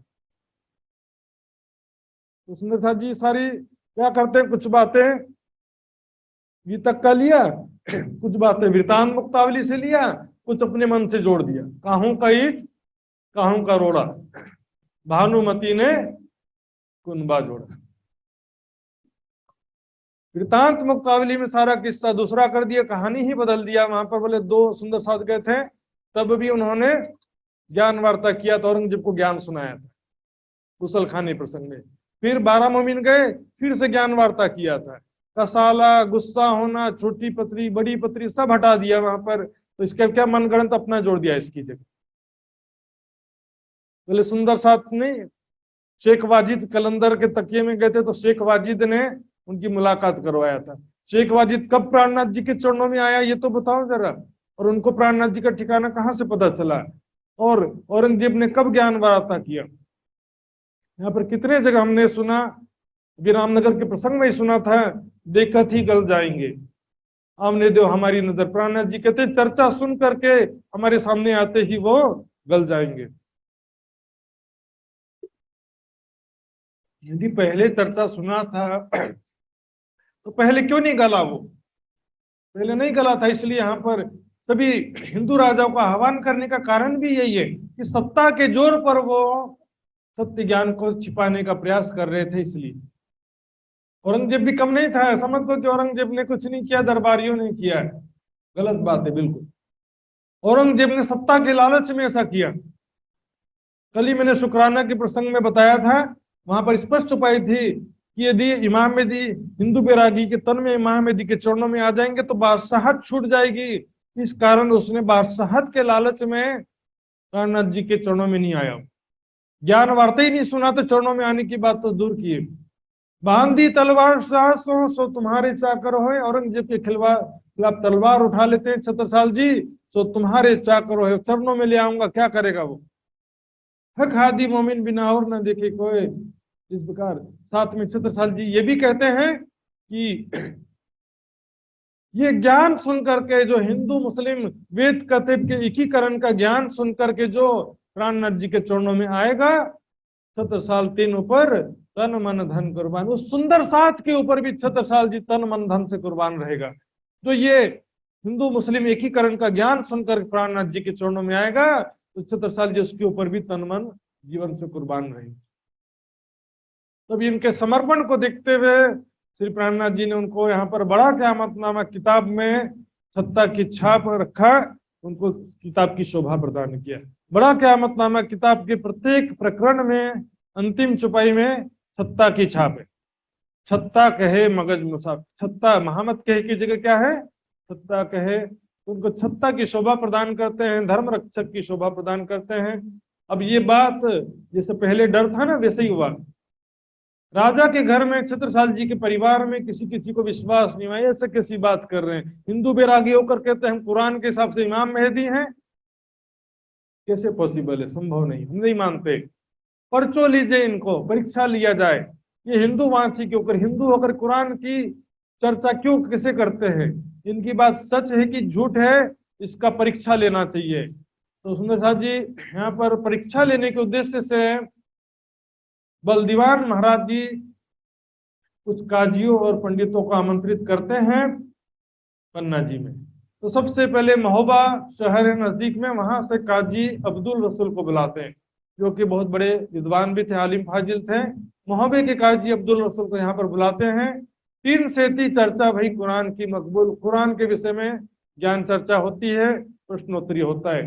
तो प्राणनाथ जी की तरफ से लालदास जी कहते हैं उनसे, मौलाना साहब, रसूल साहब का नाम ही अब्दुल रसूल है, कहते हैं कि मैं आपसे एक प्रश्न पूछूंगा कुरान के विषय में और आप एक ही जवाब दीजिए, जिन बोलो जवाब अनेक, स्पष्ट सीधा एक जवाब देना, ऐसे घुमावदार नहीं, ऐसा है तो वैसा है, ऐसा नहीं चलेगा। एक प्रश्न एक जवाब, स्पष्ट जवाब देना है आपको, घुमा फिरा के ना बोलना।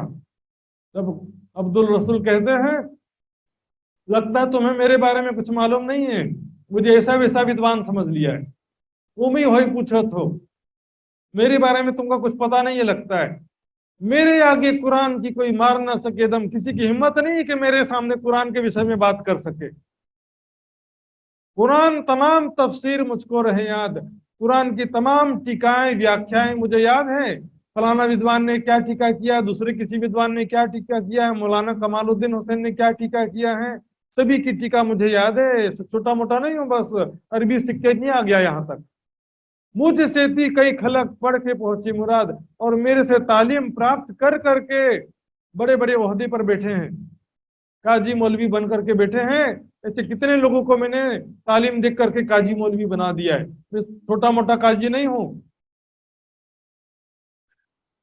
लालदास जी कहते हैं, इसी वास्ते तो मैं डर रहा हूं आपसे, इस वास्ते तुमको डरत है, कोई ना ले आवे तब कहीं आप नाराज ना हो जाए, इसलिए मैं आपसे डर डर के प्रश्न पूछ रहा हूँ, तो कृपया करके हमारे प्रश्नों का जवाब दीजिए। क्यों दुनिया की पैदाइश लिखी बीच कुरान? कुरान में दुनिया में कितने प्रकार की पैदाइश लिखा है? समझ जवाब दीजिए। है बात बड़ी फिर कान, बहुत ही गहन प्रश्न है, सोच विचार के जवाब दीजिएगा काजी साहब। तब जवाब दिया काजी, हम क्यों कर कहें खिलाफ में, कुरान से विपरीत नहीं कहूंगा। बूढ़े हुए पढ़ते, कुरान पढ़ते पढ़ते मैं बुढ़ा हो गया और मेरे बाल सफेद हो गए, और मेरा दिल, जितने मेरे बाल सफेद है उतना मेरा दिल साफ है। जो कभी ये कुरान और भांत बोले, यदि कुरान से तुम सिद्ध कर दोगे कि मैं गलत बोल रहा हूं, तो तुम्हारे आगे हार ही हार मान लूंगा, मैं उसी क्षण हार मान लूंगा। सफाई देने का भी मुझे अधिकार नहीं रहेगा। तो 5 भांत की पैदाइश लिखी अल्लाह कलाम बताते। कौन बताया? काजी अब्दुल रसूल ने स्वयं बताया। कुरान में 5 तरह की पैदाइश लिखी है, पर वास्तव में कुरान में स्पष्ट रूप से 5 तरह की पैदाइश का वर्णन नहीं है। कुरान में हम देखेंगे तो 3 प्रकार का तो स्पष्ट संकेत मिल जाता है, लेकिन कुरान की तफसीर हुसैनी में क्या होता है कि देखिए, व्याख्या में थोड़ा बाहर से भी रेफरेंस लिया जाता है। जैसे मैं व्याख्या करूंगा तो, टीका करूंगा तो बोलूंगा ना, गीता में ऐसे लिखा है, बाइबल में ऐसा लिखा है, दूसरे विद्वान ने ऐसा कहा है, तो रेफरेंस बाहर से भी लेते हैं। इसलिए व्याख्या जो है तफसीर हुसैनी में 5 तरह की पैदाइश का वर्णन आता है। यहाँ पर मैं आपको स्क्रीन में उसका स्क्रीनशॉट भी शेयर करूंगा। 5 तरह की पैदाइश जो है लिखी है अल्लाह कलाम में। वो क्या लिखा 5 तरह की पैदाइश?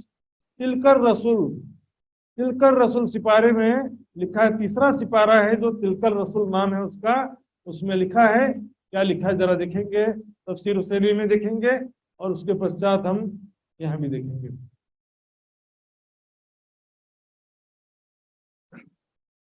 तो सुंदर साथ जी, यहाँ पर मैं आपको स्क्रीन शेयर करके दिखाने जा रहा हूँ तफसीर हुसैनी के अनमोल मोती। तो वहां पर क्या लिखा है देखेंगे सुंदर साथ जी, ये देखिए।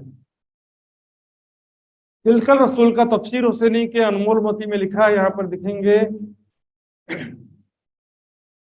जिंदा करने की किस्में हैं, यानी पैदाइश की किस्में हैं। जैसे कि खलक हस्ती की, बाजी खलक कलमा कुन्न से मौजूद हुई। कुछ लोगों को खुदा ने कुन्न यानी संकल्प करके सृष्टि रचना की। सांकल्पिक सृष्टि बोलते हैं ना, परमात्मा को जब कुछ करना होता है तो वो कहता है हो जा, वो हो जाता, उसको कुछ मेहनत नहीं करना पड़ता, संकल्प मात्र से सृष्टि की रचना होती है। ये संसार क्या सारा संकल्प से बना है। यहाँ पर आदि नारायण के संकल्प की बात नहीं है सुंदर साथ जी।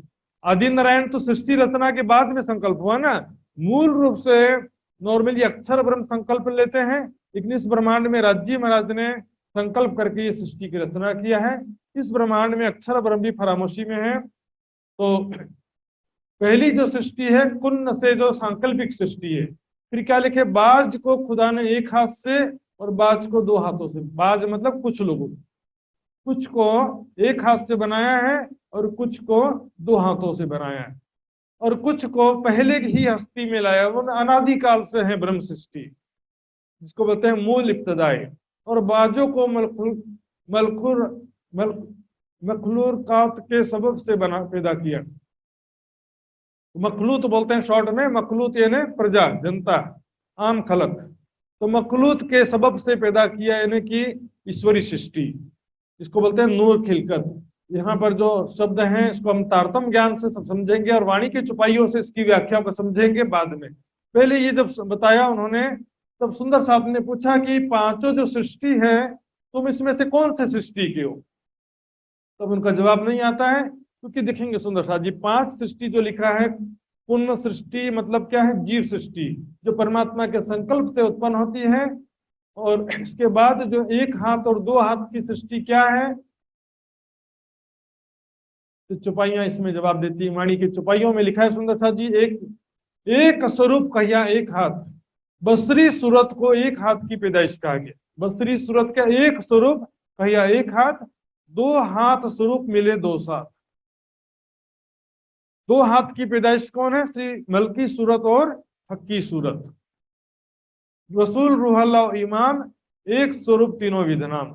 ये बसरी मलकी हक्की सूरत को 1 हाथ कि मतलब परमात्मा के एक हाथ की पैदाइश ने अपनी वहां पर एक स्वरूप को एक हाथ की पैदाइश कहा और दो स्वरूप को दो हाथ की पैदाइश का। इसको ही देखेंगे दूसरी जगह में क्या लिखा है, एक हाथ सूरत मोहम्मद की।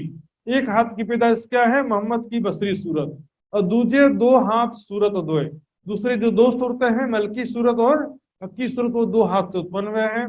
इसके अलावा बाकी तो हम समझ सकते हैं मूल इब्तदा यानी जो अनादिकाल से है ब्रह्म सृष्टि, और नूर खिलकत यानी कि ईश्वरी सृष्टि।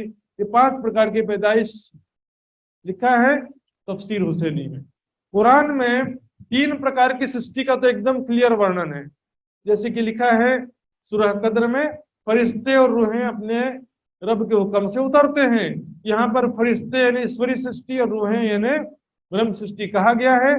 इसके अलावा जीव सृष्टि के विषय में लिखा ही है, पुण्य से पैदा होने का जो वर्णन है मैंने पहले भी दिखाया था, यहाँ साथ में दिखेंगे। उसका मामला तो बस यह है कि वह जब किसी चीज का इरादा करता है उससे कहता है हो जा, और वह हो जाती है, तो बोलते हैं सांकल्पिक सृष्टि। और ध्यान देंगे सुना जी यहाँ पर क्या लिखा है सूरह अल रहमान में, जो मखलूक जमीन पर है वह सब फना हो जाने वाली, जो भी सृष्टि संसार में वो फना हो जाने वाली है, और सिर्फ तुम्हारे परवरदिगार की जात जो अजमत और करामात वाली है वह बाकी रहेगी। यहाँ पर परवरदिगार की जात यानी ब्रह्म सृष्टि के विषय में वर्णन किया है, जो अजमत और करामात वाली है वह बाकी रहेगी। इसी तरह से एक जगह संकेतों में लिखा है कि 2 व्यक्ति हैं, उनमें से एक को हमने अंगूरों के 2 बाग दिए और उसके चारों ओर हमने खजूरों की वृक्षों की बाड़ लगाई, और दोनों के बीच में हमने खेती बाड़ी रखी। यहाँ पर अंगूर जो है संकेतों में ब्रह्म सृष्टि को कहा गया है, खजूर जो है ईश्वरी सृष्टि को कहा गया है, और खेती बाड़ी जीव सृष्टि को कहा गया है। इस प्रकार से सारा वर्णन स्पष्ट अब तो समझ गए ना तारतम से, लेकिन काजी इसको क्या मालूम, अब तो बस लिखा है, ऐसा बता दिया कि 5 प्रकार की ऐसी पैदाइश लिखी है। तो प्राणनाथ जी उनसे प्रश्न करते हैं, प्राणनाथ जी की तरफ से लालदास जी प्रश्न करते हैं, तुम हो किन में, उसमें से तुम कौन सी पैदाइश के हो। ये तो कुरान के बाहर की बात हो गई, कुरान के अंदर की कोई बात पूछते तो मैं बता देता, कि उसमें लिखा ही नहीं है तो क्या बताऊं मैं। कांजी भट्ट ने ऐसे कहा ना, भागवत में जब लिखा ही नहीं है आचार्यों ने तुम्हें कहां से बताऊं, तो कुरान में लिखा ही नहीं यहाँ पर। तो यही तो भाई तारतम ज्ञान का महत्व तो यही है ना भाई, जो बात वहां नहीं लिखी वो यहाँ पर इल्मे लदुनी से सारा बात स्पष्ट होता है। तब काजी के दिल में भाई जो दुधली दुविधा हो गई, पता नहीं ये भी हो सकता हूँ वो भी हो सकता हूँ, पता नहीं ये हूँ कि वो हूँ, कैसे बता सकता हूँ मैं। तब जवाब आया नहीं, जब बात कही बिचली, तब मलदीवान ने कही, मलदीवान जी कहते हैं मियाँ भूल के बात करत हो, छूटा हुआ हुक्म, शर्त के विपरीत बात कर रहे हो। शुरुआत में नियम था कि 1 जवाब देना है, 2 जवाब नहीं देना है, तुम अपने नियम से छूट रहे हो। तब काजी हार मान के चरणों में गिर जाता है और प्राणनाथ जी के चरणों में किया सिजदा हक, प्राणनाथ जी के चरणों में शीश झुका देता है। हम तहकीक पहचानिया ये बात बड़ी बुजुर्ग, हम निश्चित रूप से समझ गया हूँ ये कुरान के जो गुण रहस्य है तो खुद खुदा के सिवा कोई जानता नहीं है, कोई लिखा ही हुआ है ना उसमें। तब बलदीवान ने काजी से पूछा, कहीं 70 साल से अंदर अंदर सेटिंग तो नहीं कर रखा है इन लोगों ने। मुसाफ सिर पर धर कहो, हे काजी अपने सिर पर कुरान रख कर कहो तब मैं तुम्हारी बात पे विश्वास करूंगा। काजी कहता कोई बात नहीं, मुसलमान मर जाएगा लेकिन कुरान को सिर पर रखकर कभी झूठी कसम नहीं खा सकता। मुसाफ सिर हमारे, कुरान मेरे सिर पर है, जो हम झूठ बोले ही तो यही हमको मारे। यदि मैं झूठ बोल रहा हूं तो ये कुरान ही मुझे मारेगा। ये तहकीक जमाने का खावंद जो करी थी शरत, जिसका कुरान में वादा किया था वही आखिरी जमाने के खावंद आखिरुल इमाम मोहम्मद मेहदी साहिबुज्जमा, यही है आखिरी जमाने के खावंद, जिनका वादा किया था फरदा रोज कयामत के दिन वो शरत आई पहुंची, कयामत का समय आ गया है। तो बलदीवान जी के दिल में विश्वास होता, हाँ नहीं कुरान सिर पर रख के कह रहा तो सच कह रहा होगा। अब पंडितों से तो पूछ देखो, कोई चर्चा करे इनसे, पंडितों से तो जरा पूछ कर देखो। तो पंडित में से 3 पंडित बुलाए काशी से, सुंदर बल्लभ बद्री, बुलाया तो था लेकिन उनको मेहमान खाने में रखा, तीनों में से फिर एक को बुलाया, ज्ञान वार्ता के लिए सिर्फ एक पंडित को बुलाया, बद्रीदास जी। क्योंकि तीन इकट्ठे हो जाएंगे तो फिर गड़बड़ होता है। क्या होता है कि एक अकेले में बात करोगे ना तो अपनी गलती स्वीकार कर लेगा कोई, दूसरे के सामने अपनी गलती कोई नहीं मानेगा कि नहीं मुझे नहीं आता है, तुम सच कह रहे हो। ऐसी बात अकेले में कोई कह सकता है, सबके सामने अपनी गलती कोई स्वीकार करता है? कोई विद्वान अपनी गलती स्वीकार नहीं करेगा सबके सामने। बद्री से अकेले में बात करते हैं महाराजा छत्रसाल जी। इस बार प्राणनाथ जी की तरफ से बात करते हैं। छत्रसाल जी ने सवाल भागवत के जो 40 प्रश्न हैं उसके विषय में चर्चा करना शुरू किया कि मोह तत्व क्या है, हिरण्यगर्भ क्या है, मोह किसको हुआ, अखंड ब्रजरास कहाँ पर है, अखंड ब्रजरास लीला में परमात्मा कृष्ण के तन में कौन सी शक्ति आई थी, जब गोपियां निकल पड़ी तो उनको ढूंढने के लिए कोई क्यों नहीं निकला। इस तरह के जो प्रश्न मैंने कई बार बता चुका हूं।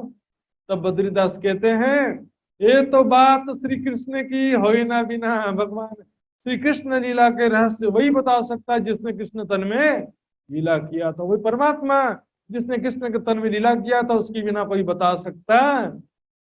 पहली बॉल में आउट। लेकिन इसमें ईमानदारी थी, इसमें हारे से हुई जीत की बात है। सत्य को स्वीकार करना हारने की बात नहीं होती है, सत्य को स्वीकार करने में सबकी जीत होती है। लेकिन जहां पर प्रतिष्ठा का विषय हो जाता है, अहंकार का विषय हो जाता है, तो वहां पर झगड़ा विवाद होता है। ईमानदारी से आज के समय में शास्त्रार्थ की कल्पना कर सकते हैं? कल्पना भी नहीं कर सकते। तब महाराज छत्रसाल जी बद्रीदास पर बहुत प्रसन्न होते हैं और उसके बाद आधी रात के उपरांत जब बद्रीदास अपने घर गया अर्थात अपने निवास स्थान पर गया, सभी पंडित जाग रहे थे, सोए नहीं थे कोई भी। बद्रीदास आओ, जल्दी जल्दी आओ, क्या हुआ सारी बात बताओ हमको। हम पंडितों ने मिलकर बात नहीं पूछी। तब कैसी चर्चा तुम करी, कैसी चर्चा हुई, क्या प्रश्न पूछा, क्या जवाब दिया तुमने, तुमने क्या पूछा, उसने क्या जवाब दिया, क्या हुआ जब बताओ। बद्रीदास कहते हैं मैं तो यथार्थ बोलिया, उड़ाई दिया ये ख्वाब में, तो सच स्वीकार कर लिया, सच मान लिया, सच स्वीकार कर लिया कि ये बात परमात्मा के सिवा कोई बता नहीं सकता, इसलिए श्री प्राणनाथ जी ही परमात्मा के बुद्ध निष्कलंक स्वरूप हैं, मैंने स्वीकार कर लिया। उड़ाई दिया ये ख्वाब, असत्य ज्ञान को समाप्त कर दिया मैंने। पंडित लोग गुस्सा होते हैं सारे, ये तूने क्या किया, जिस ख्वाब को तुमने उड़ा दिया कह रहे हो, उसी ख्वाब से तुम्हारा और मेरा रोजी रोटी चलता है, हमारा उस झूठ से ही हमारा सबका रोजी रोटी चलता है। इनको चिंता है अपने रोजी रोटी की, न अपने आत्मकल्याण की चिंता है, न दुनिया के आत्मकल्याण की चिंता है।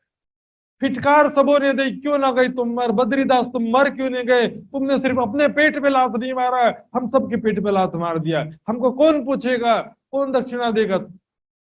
जब बात रोपी तुम इनकी तो फिर है तुम्हारा कोई ठोर, तुमको कौन बुलाएगा, कौन पूछेगा, कौन पूजा करवाएगा तुमसे।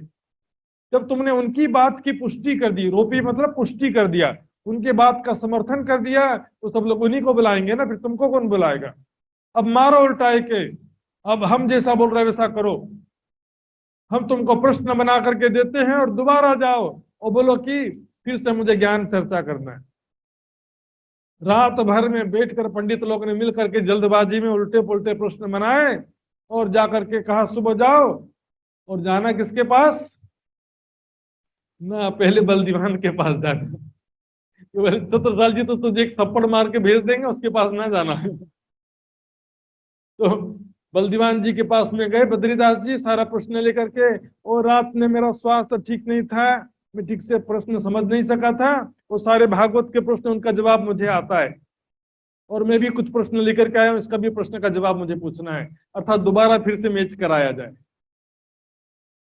दोबारा फिर से शास्त्रार्थ कराया जाए। तो तन में भाई भेंट महाराज छत्रसाल जी आ जाते हैं, कहते हैं रात की बात गई किस ठोर, रात की बात कहाँ चले गई, रात को तुमने मेरे सामने कहा था और तुम खुद ही बदल गए। ये प्रश्न भागवत के हम तो सब जानत, तुम क्या जानते हो, बताओ क्या जानते हो, प्रश्न का जवाब दो। झूठी बातें बनाए के करने लगे, तो तब बद्रीदास यहाँ वहां की झूठी बातें करने लगता है। तब उस महाराज को चढ़ी बड़ी रीस, छत्रसाल जी महाराज जी को बहुत गुस्सा आता है। कहीं बुंदेला इन्हें गुरु ना करे कोई ना नमावे, इन पंडितों को कभी कोई बुंदेला गुरु ना बनाए। न इनके सामने कभी शीश ना झुकाए। इनकी पट्टी सिर पर अब बांधियो जिनको, इनकी पट्टी, इनके द्वारा पगड़ी अपने सिर पे कोई भी ना बंधवाएगा। बुंदेलों की जात में इनको ना उठा, कोई भी इनके रिस्पेक्ट सम्मान में खड़ा नहीं होगा आज के बाद। इसी कारण सुंदरसा जी आज भी वहां के जो पंडित हैं आसपास बुंदेलखंड के, छत्रसाल जी के प्रति द्वेष की भावना रखते हुए उन्होंने छत्रसाल जी के विषय में बहुत सारी दुष्प्रचार किया था। मुसलमान धर्म है ऐसा वैसा करके बहुत प्रचार किया था। सुंदर वल्लभ बद्री भले मिले कली माहे, 14 विद्या निपुण है पर एको जानत नाहे। 14 विद्या, 4 वेद के ज्ञाता है बोलते हैं, 6 शास्त्रों के ज्ञाता है बोलते हैं, ज्योतिष व्याकरण आयुर्वेद धर्मशास्त्र सबके ज्ञाता है बोलेंगे, लेकिन परमात्मा के विषय में एक शब्द भी मालूम। सीखो सबे संस्कृत, पढ़ो सवेद पुराण, अर्थ करो द्वादश के पर आप न होए पहचान। द्वादश मात्रा होते ना, 12 मात्रा के हिसाब से 12 अर्थ कर लो, व्याकरण सीख लो, लेकिन ब्रह्म ज्ञान फिर भी तुमको प्राप्त होने वाला नहीं है। तब जो है बल दीवान आगे भाई जो चर्चा जोर, बद्रीदास इतना गुस्सा देखते हैं तो स्वीकार कर लेते हैं कि मैंने तो हमके सामने ही स्वीकार कर लिया था रात को, लेकिन जब अपने घर गया सब पंडितों मिलके मेरा चित्त दिया मरोर। सब पंडितों ने मिल करके मुझे विवश कर दिया प्रश्न लिखकर दोबारा आने के लिए। इस प्रकार जैसे ही बद्रीदास ने सत्य स्वीकार किया, जेर भय सब पंडित फतेह भई इस्लाम।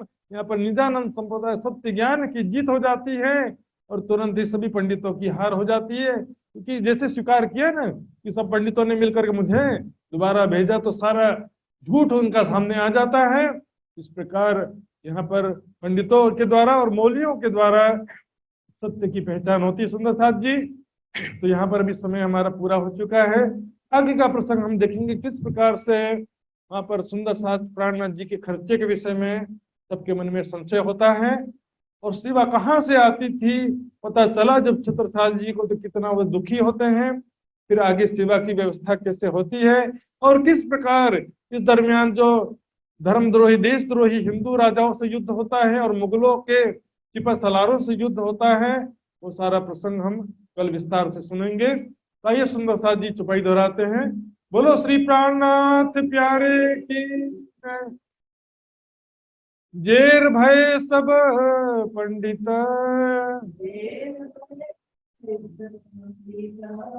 फतेह भई इस्लाम, काफर स्याह मोह होय के ले गए अपने ठाम, ले गए अपने ठाम। बोलो श्री प्राणनाथ प्यारे की जय, धाम के धनी की जय, सर्व सुंदर साथ की जय।